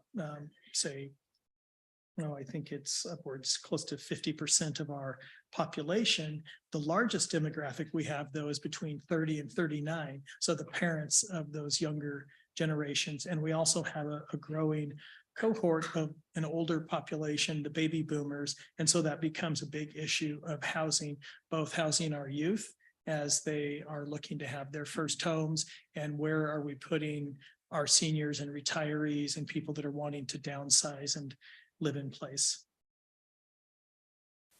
Also, the Housing Action Plan looked at the distribution by race and ethnicity across the city. What we found is about 15% of the city residents would identify as people of color, with Hispanic, Latino being the largest proportion. And the demographic in the county, about 27% of individuals in the county would identify as a person of color or mixed race. Then the households of color in Lake Stevens make up a slightly higher proportion of renters, as do other households. Then we'll look at housing construction trends. So you all know that Lake Stevens has the highest proportion of single-family housing to other housing types. The number ranges between about 79 and 81%. 81% is what we used in this document, capturing that snapshot from 2022. Recent projects have brought in more multifamily housing. We've added about 400 units of multifamily housing and continue to see that as a growing segment. And we do know that we need to accommodate another 4,300 housing units. We have about 2,000 right now in the development pipeline. 8% of this will happen on vacant lands, and the remainder will have to be on our infill or redevelopable sites. So now we'll take a quick look at income. As far as income, Lake Stevens median income is right on about average with Snohomish County. It's a little bit higher, and we have a narrower band of income. So what that means is there's less sway in the income brackets in the city from high to low. One of the metrics we look at is housing affordability, and this would be ownership. So 3/4 of households, or about 61% of people in Lake Stevens, own their homes. But we've also can say that if you look at the graph, the cost and the price of homes has gone up dramatically since 2012, even though there's some recent downturns in the market. Everybody just got their assessed value, and I'm sure everyone saw that they're down a little bit. That doesn't mean overall, though, houses have become more affordable across the community or the region. We also looked at rental affordability. So 60% of renters in Lake Stevens would be considered to have lower household incomes, with 31% being considered low income, 36% would be cost burdened. Cost burden means they're spending more than 30% of their wages on housing and utilities. We've seen there are some gaps in the city as far as actual rentals at the high end and the low end. But we do have a lower proportion of extremely low income renters in Lake Stevens. Again, you can look at the gap or the distribution of wages, and that shows that that statistic is true, that there is less swing in the overall income range, income brackets in the city. So now we can talk about the public engagement. Any questions on sort of the looking at the demographics before we move into the public engagement? Okay. So there was a very broad public engagement process. It was broken down with some very specific goals. We wanted to engage a very broad range of stakeholders.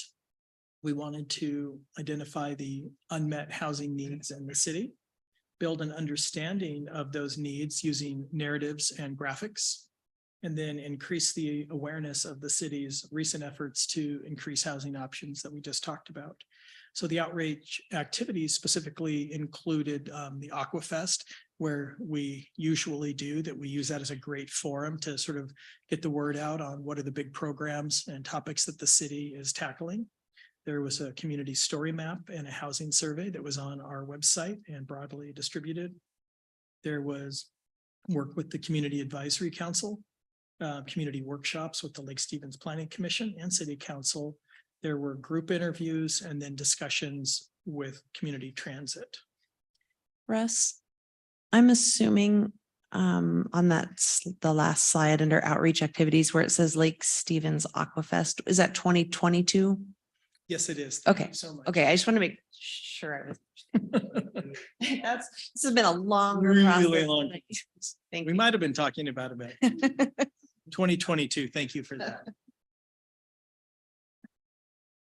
I just wanted to throw up a few of the survey results just to give you a flavor of some of the questions and some of the answers that came out of this. So questions, the first question was, does your current housing meet the needs of your household? Overwhelmingly, it did show that, yeah, most of the people do feel like their housing needs are met in the community. And then the second largest answer was they primarily meet that. Then they were asked, what's most important in the neighborhood to you? And safety became the number one thing, which that's in line with some of the conversation we had earlier this evening. What's sort of interesting here is in surveys like this in the past, schools had been in that number one slot. So now we've seen safety go to the number one slot and schools have dropped down. So that was kind of an interesting change in survey answers. Were those open answers or were those check the box answers? This one, I believe you were selecting and you could select more than one. So in other words, the answers were there for you, Yeah. of which you could identify with. Correct. Was schools even on the list? If it went from 1 to none, I guess I would question, where did went it to go? Number three. Number 3 is the school. Quality, okay, I'm sorry. And I'm just saying, in Mentioned like it. surveys we've done in the past, schools have usually been in that number one spot. All right, So, thank you. and then as we ask about challenges, what is interesting is housing costs. So that is still something we're going to deal with. And we all know that, you know, again, going back to the earlier graph, we've seen housing prices rise dramatically over the last decade. One of the questions was to do a word map and just what are 3 words that describe your hopes for Lake Stevens' future? Safe again became that number one answer. Affordable, we do see schools, and then community. So a lot of the things that are familiar to you. And some of the diminished things, though, that are an issue would be like the growth and some of these other things that have been bigger topics, but really the community safety becomes the highlight. Sorry, Gary, you asked, was it checking boxes? So they were just checking out of a list of things that. Correct. Typical kind of survey that, yeah. I wonder if that would change if they saw, their safety that is here in Lake Stevens and how safe our community is, if that would still rise to the occasion. I don't think many people know how safe our community is. In the grand scheme. No, probably not, that it does rank as one of the safer communities in the county and the state, so. And the country. Is there a day that goes by that we don't hear something about traffic? And that's one of the smaller words up there. Yeah. I So would it's- I would think that would be a huge priority for folks around here, is the traffic issue trying to be resolved or addressed. Especially like now. Yeah. But when you get to rank those, different things Right. rise to the top, so that's why we do these. In our mind, it's gonna be. Yeah, I was going to say that too. The traffic and safety are connected. How safe are the kids? Right. And so the last survey result, again, just safety does show up as the top metric. And then the second metric, though, becomes cohesive growth, which would be tied to adequate amenities and resources. And that's where your transportation and those other services are going to come into play. The next thing we did is we met with the Community Advisory Council. I'm just going to list the big topics without going into detail. So they had topics about how did housing change? What housing options does Lake Stevens need? And where should new housing go? And some of the responses that are included in the bullet points show up throughout our different surveys that we've done with different groups that, again, we need to maybe shift away from single family homes and start considering more multifamily options. When we look at those, they really need to be put in appropriate locations, such as in our sub areas and our growth centers, near transit, on major transportation corridors. Then we had a open house and there was a pretty good turnout. And again, some of the major topics became, where should higher density housing go? Everyone, we sort of re-talked about the infill housing and that people were still open to individual neighborhoods taking on these middle housing options, your townhouses, your cottage apartments, some of those lower density, but higher density overall housing types. There is some conflict still about the infill and the ADU locations, and this mainly comes in discussion if we have our R812 zoning that is our most dense single family neighborhood that has lot sizes of about 4,000 square feet.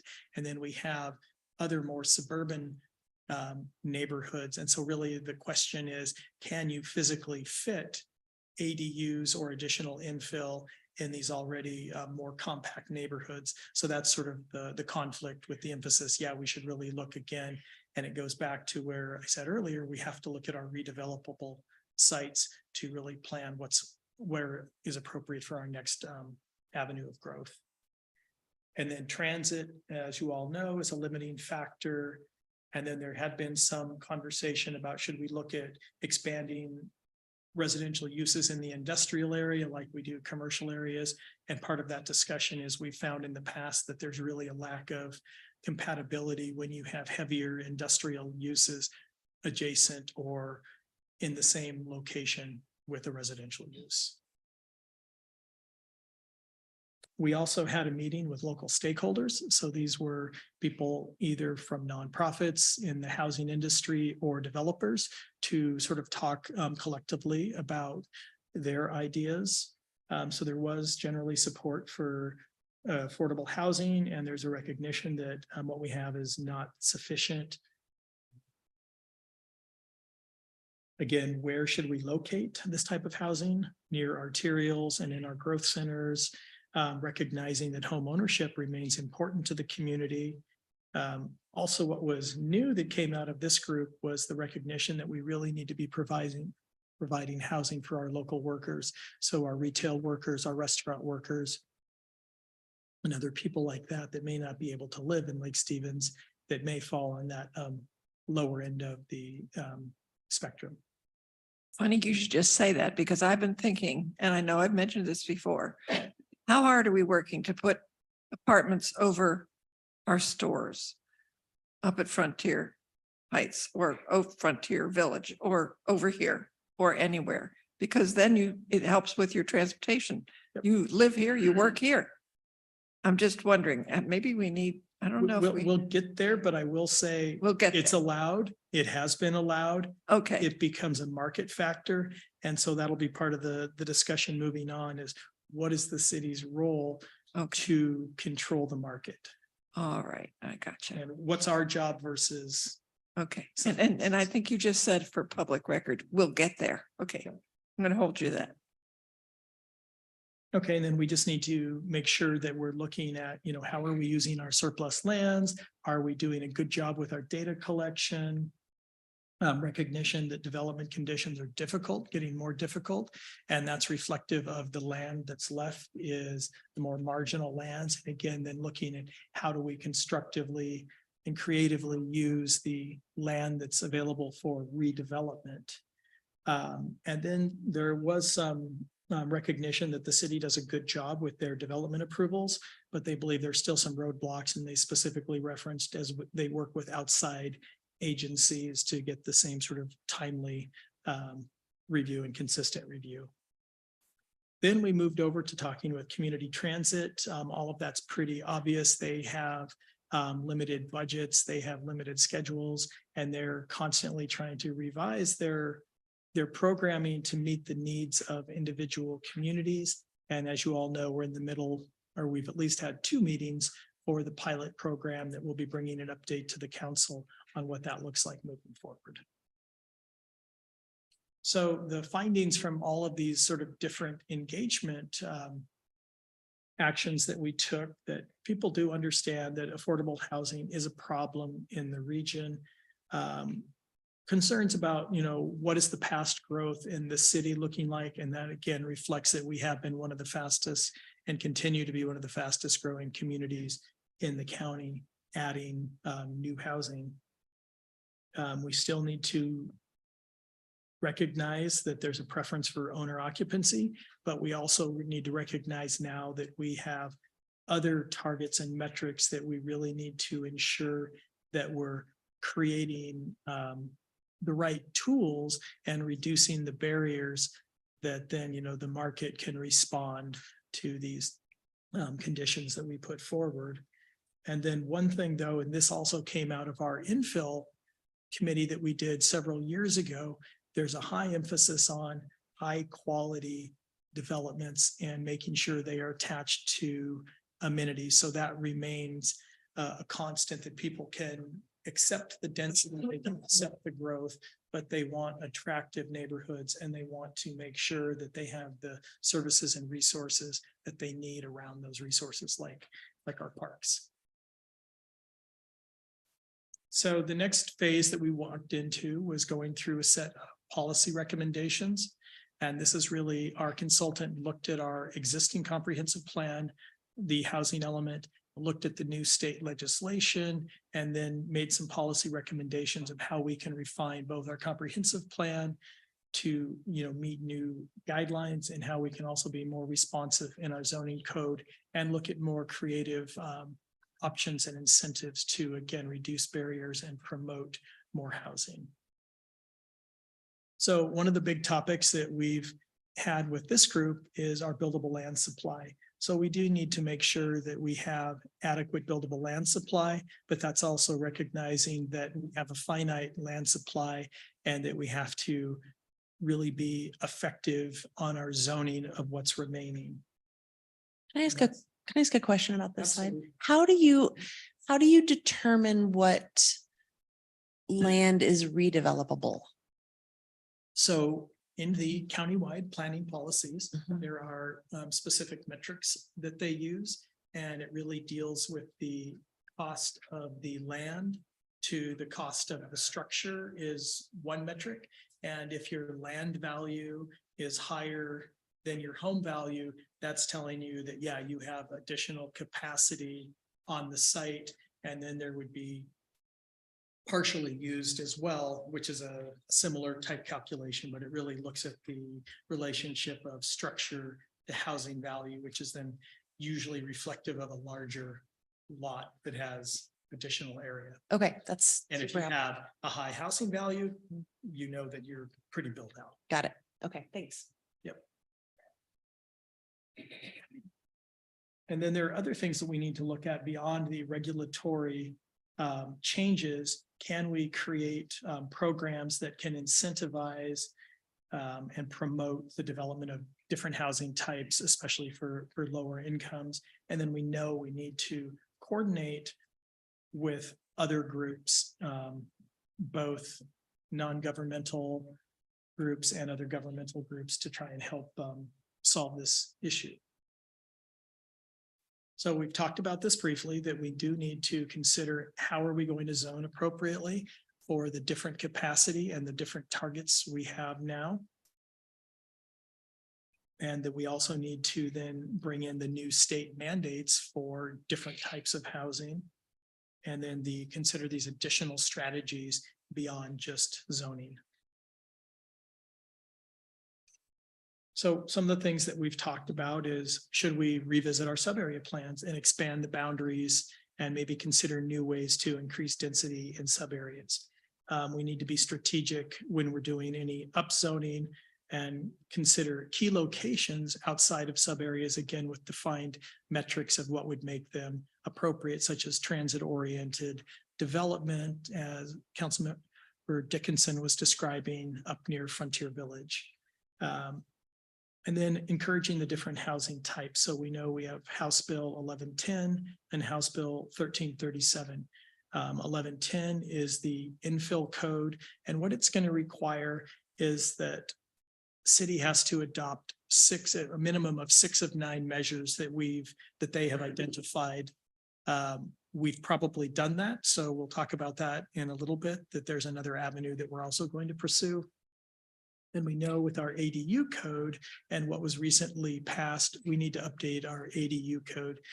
We need to increase the minimum size of units, and state law now allows 2 units, 2 ADUs per residential lot. So that's another adjustment that we'll have to make in our code.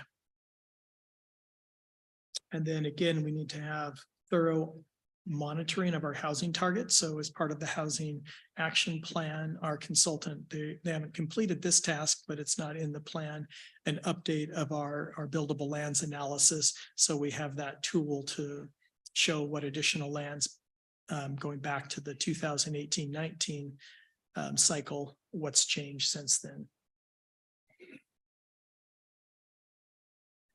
So now we have the additional state requirements that we need to integrate into policy. That includes emergency housing. So those are emergency shelters and emergency housing. We have to allow those in areas that would allow hotels.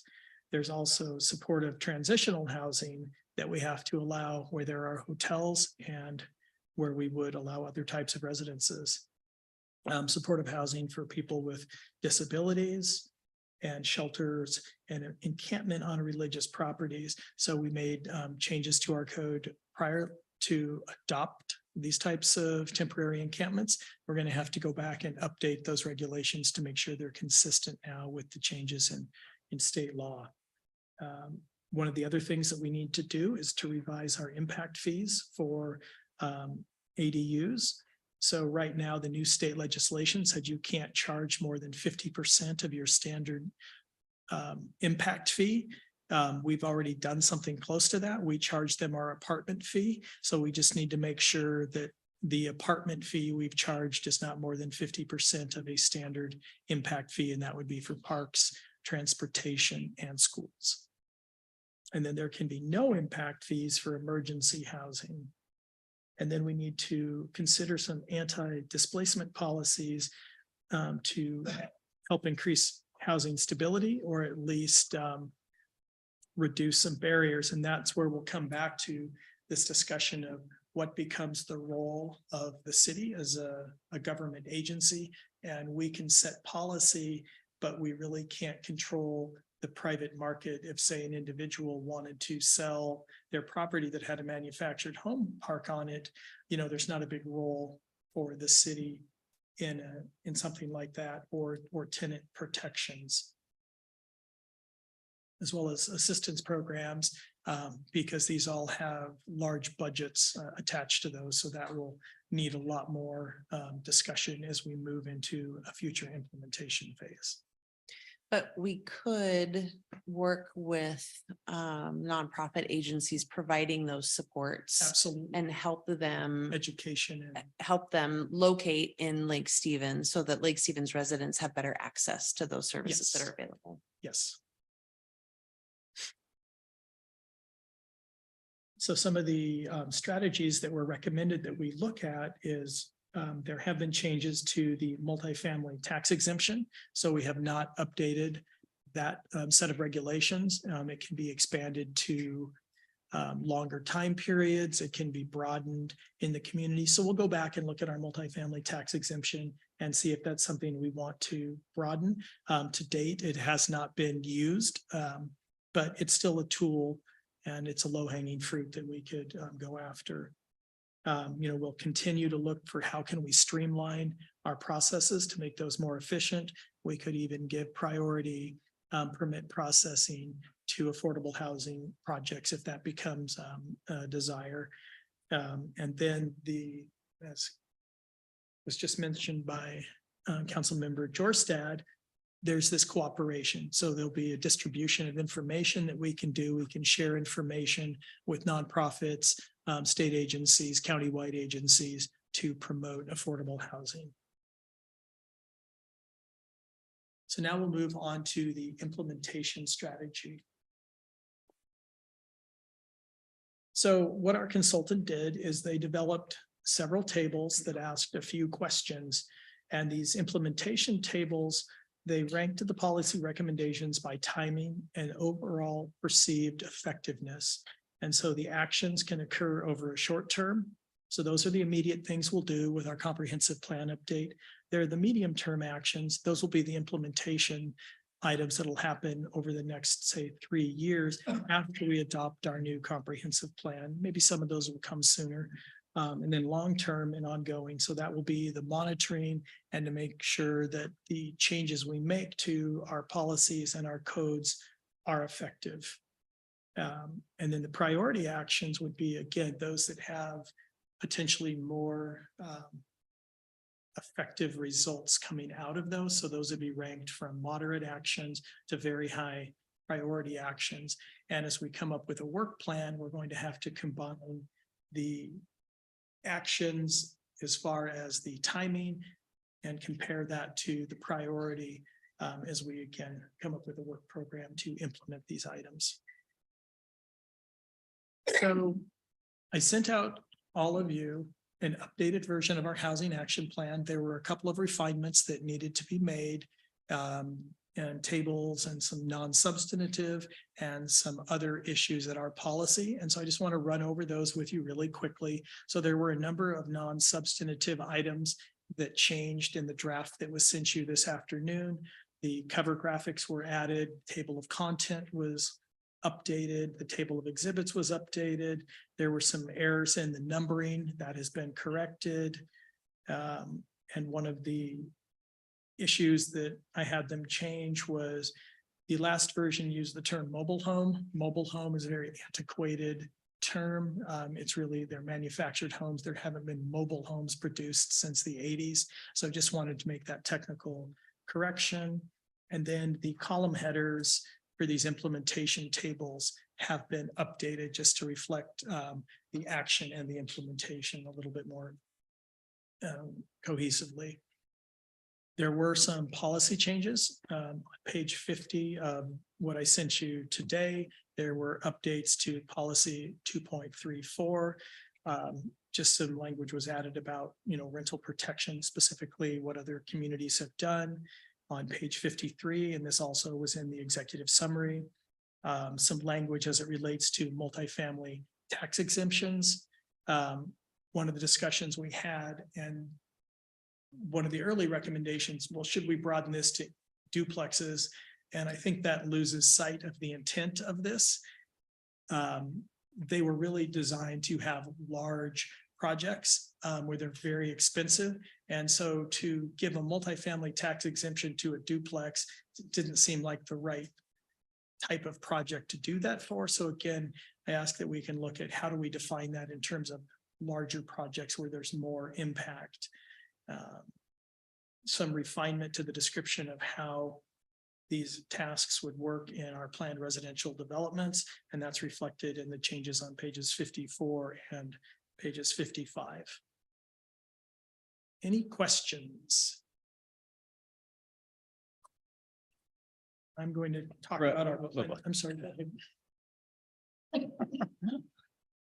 We always talk about this buildable lands map that is in our packet. It's on page 88. This supposedly has a date of September 22nd or September 2022 on it. Vacant, partially used, redevelopable pending.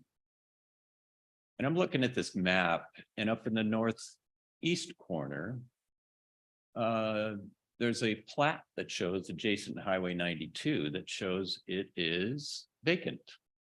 That was built out probably 2.5 years, 3 years ago. There's a piece of property over west of Lundin Park that's undevelopable. You got a big blue mark on that.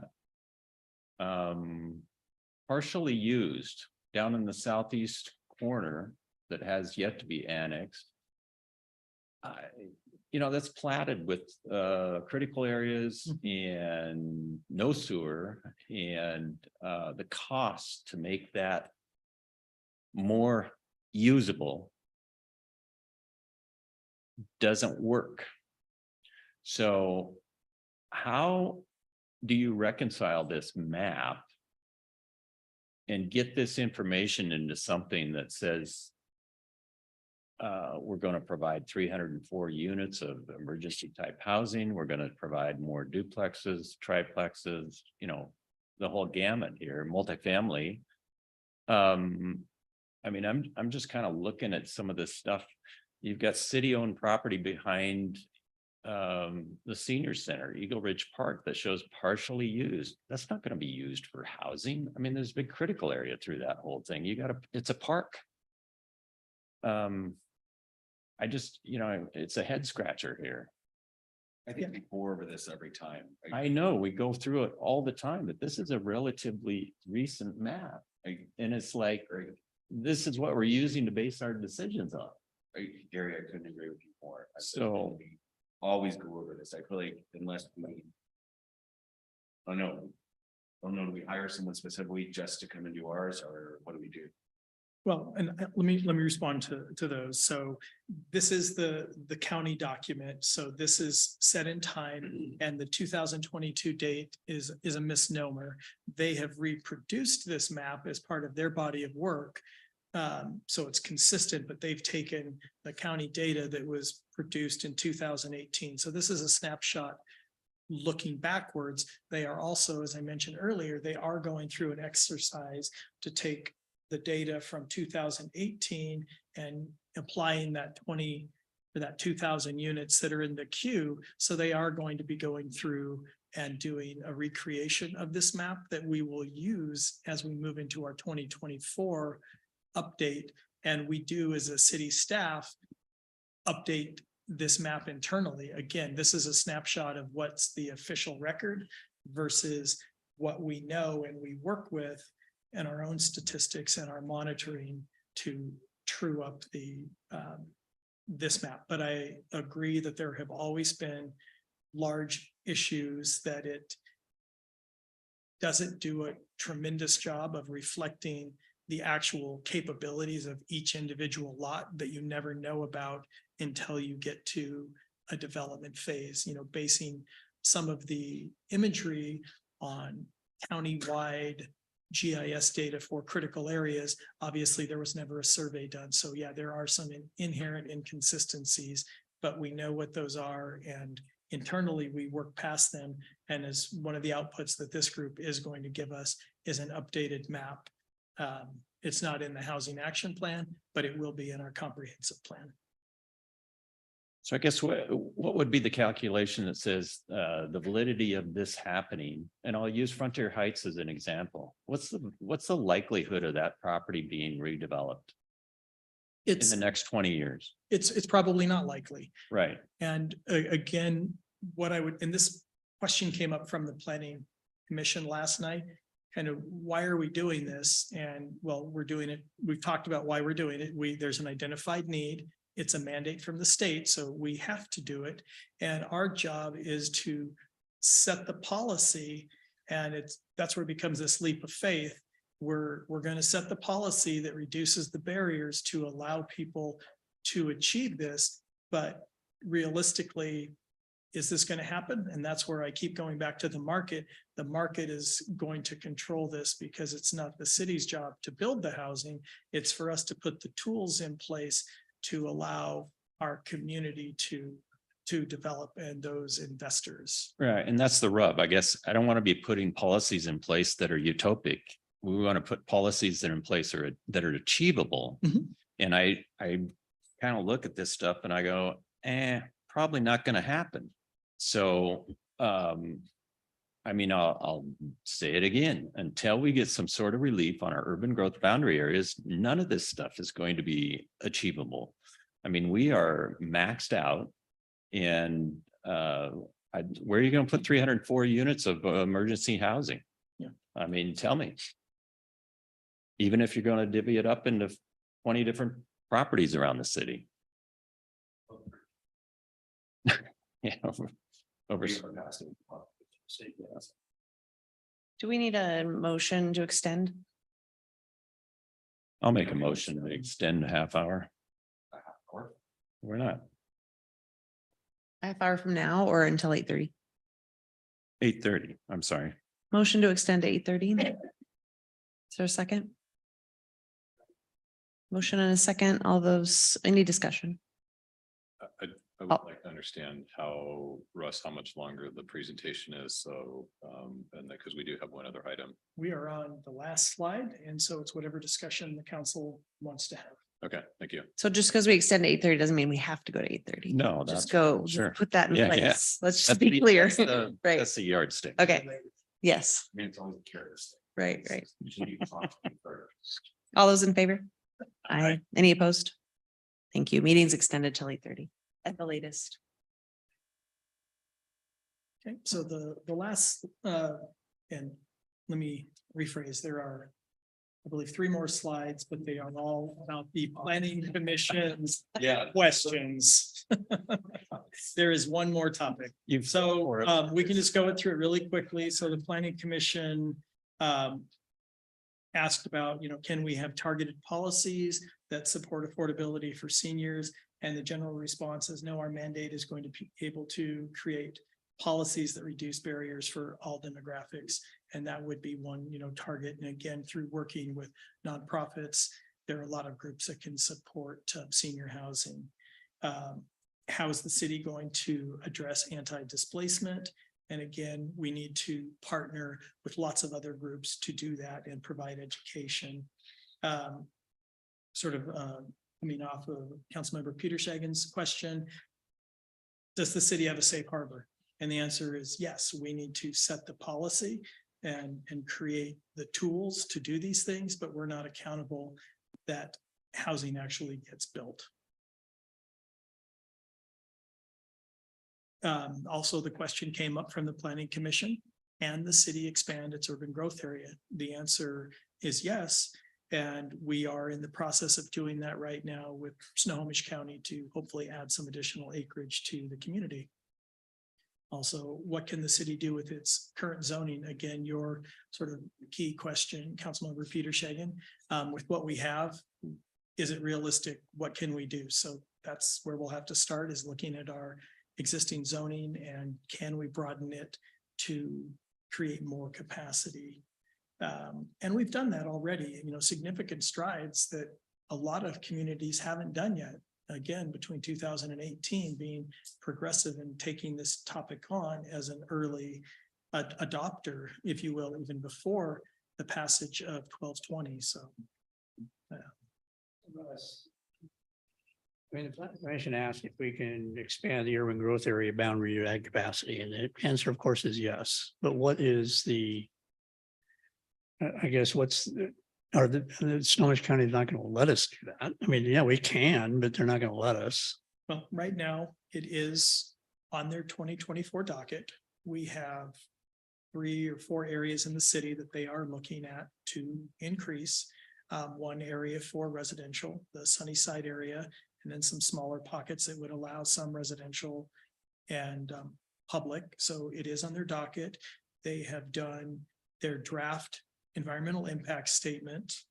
And so it's in the process right now. And we have commented on that to them in the last month on the continued inclusion and support of that. In fact, I made a recommendation that they put it in both of their action alternatives. It's in their high growth alternative. And we've recommended, based on their analysis, that it fits the criteria to be included in any action we're taking. So we are continuing to. So we're talking about Sunnyside Boulevard? Yes. You mean all the marshy farmland? No, the hillside. Oh. So on the east side of Sunnyside. East side of Sunnyside, not in the floodplain. Right. We'll see.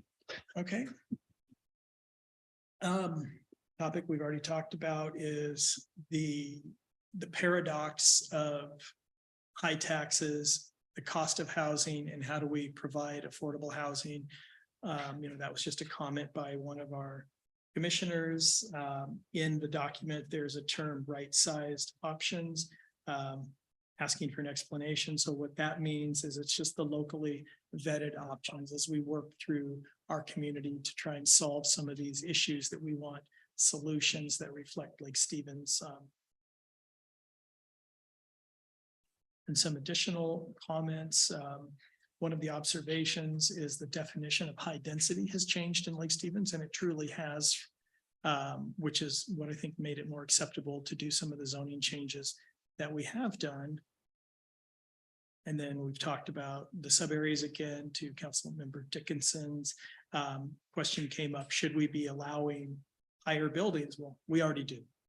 It's just, again, the market forces haven't been there yet that it's become cost effective for people to go up, for developers to want to go up. And then the city is going to pursue an exemption for the not to go through the full implementation of 1110 based on the prior work completed. And then one of the comments from the Planning Commission was, don't try to exceed your targets. And then will these comments be provided to the City Council? Yes, they will. So that is my presentation for you tonight. Happy to try and address any other comments. So I just have one more, and you all will agree with me on this. I realize I'm just saying it again, but with the density increases we need in the city, we also have to take into account recreational facilities in the myriad of different ways that can be done, because Sarah needs something more to do. And so we need to be, we got to be really, really careful with how we do that. And when we're getting, infills and things like that, we're losing property that we can even do that too. So this has got to be, we have to look at that parallel. It can't be, oh, by the way, we forgot about, we need to park over in this area. Yep. So it's extremely important. Housing is extremely important, but it's also, if we have density where they got small yards like over by Chapel Hill and they don't have a recreational facility, well, now what do we do? We have to provide for that because it's paramount. Agreed. And that's what the community's told us again with that quality of life that they want. So. Right.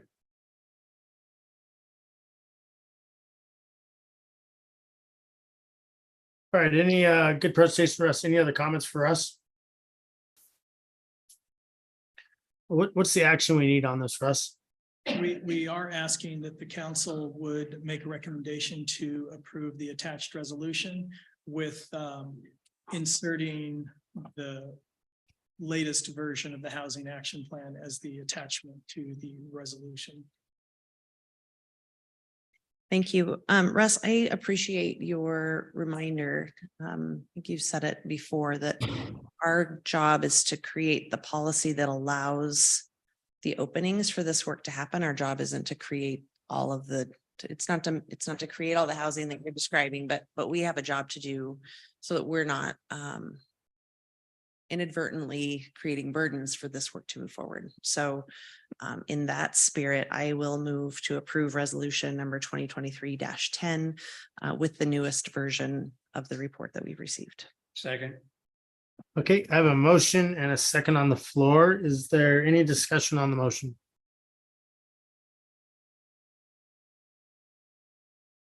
Hearing none, all those in favor Aye.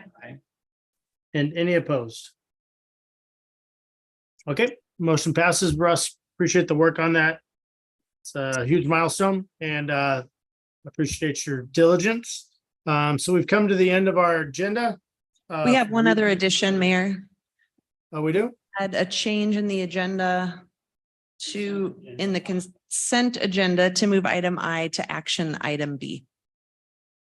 Okay, that sounds good. I missed that one. So what, I thought we were taking that off. What was action item I? Contract with, this is the contract with North End Excavating for the construction of the ADA improvements project. Yeah, I can take this one. Okay, great. Okay, great. Good evening, Mayor and Council. Aaron Halverson, Public Works Director. We're asking that the council make a motion to authorize the mayor to sign the contract with North End Excavating Inc. for the construction of the ADA improvements project. The city advertised requested bids for this project in June. Received several bids. The low bid was $560,000, $560,693 from North End Excavating. We've reviewed the bidders' qualifications and submittals and determined that the bidder is responsible and the low bidder. We've received a bid protest from the second low bidder. And so we are reviewing that protest now.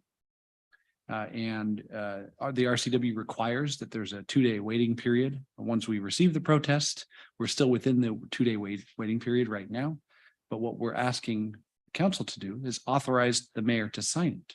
So you're giving him the authority to sign it. We'll complete the bid protest process. And if we determine that he can sign it, he'll have the authority to do that. So again, I ask you to authorize the mayor to sign the contract with North End Excavating for the construction of the ADA improvements project. Let me modify that requested motion just slightly. And that is to give this authorization to the mayor to execute the contract. To be subject to compliance with the timelines in RCW 3904-105 and the mayor's determination after review of the bid protest that the bid of our low bidder, North End Excavating Inc., is the lowest responsible bid. The protest that we got was very short, not very comprehensive. Complained about some of the numbers in the bid from North End Excavating.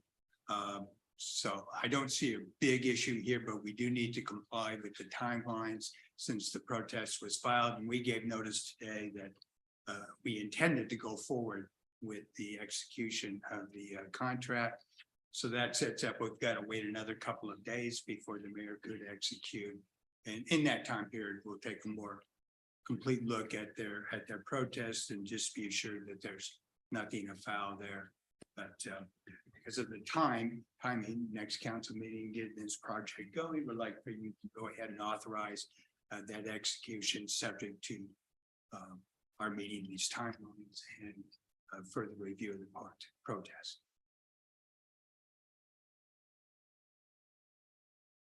May I ask a question? Aaron, I don't see a completion date on this. Is there one within the contract that this contractor needs to get this work done by what date?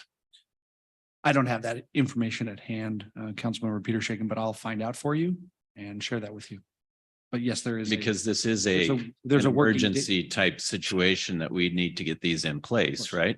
Yeah, there's a working day requirement. To Okay. meet The deadline of the end of September, but I'll get you the exact working days and the deadline.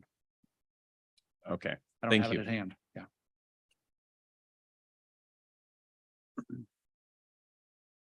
Okay, Anyone? so do we need an action on this? I missed what we did on this on the agenda, so please forgive me. Are we doing an action item here?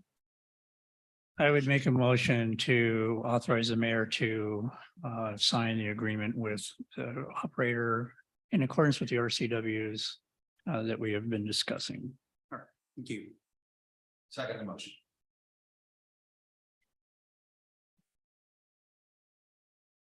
Okay, I have a motion. I didn't hear a second. Yes.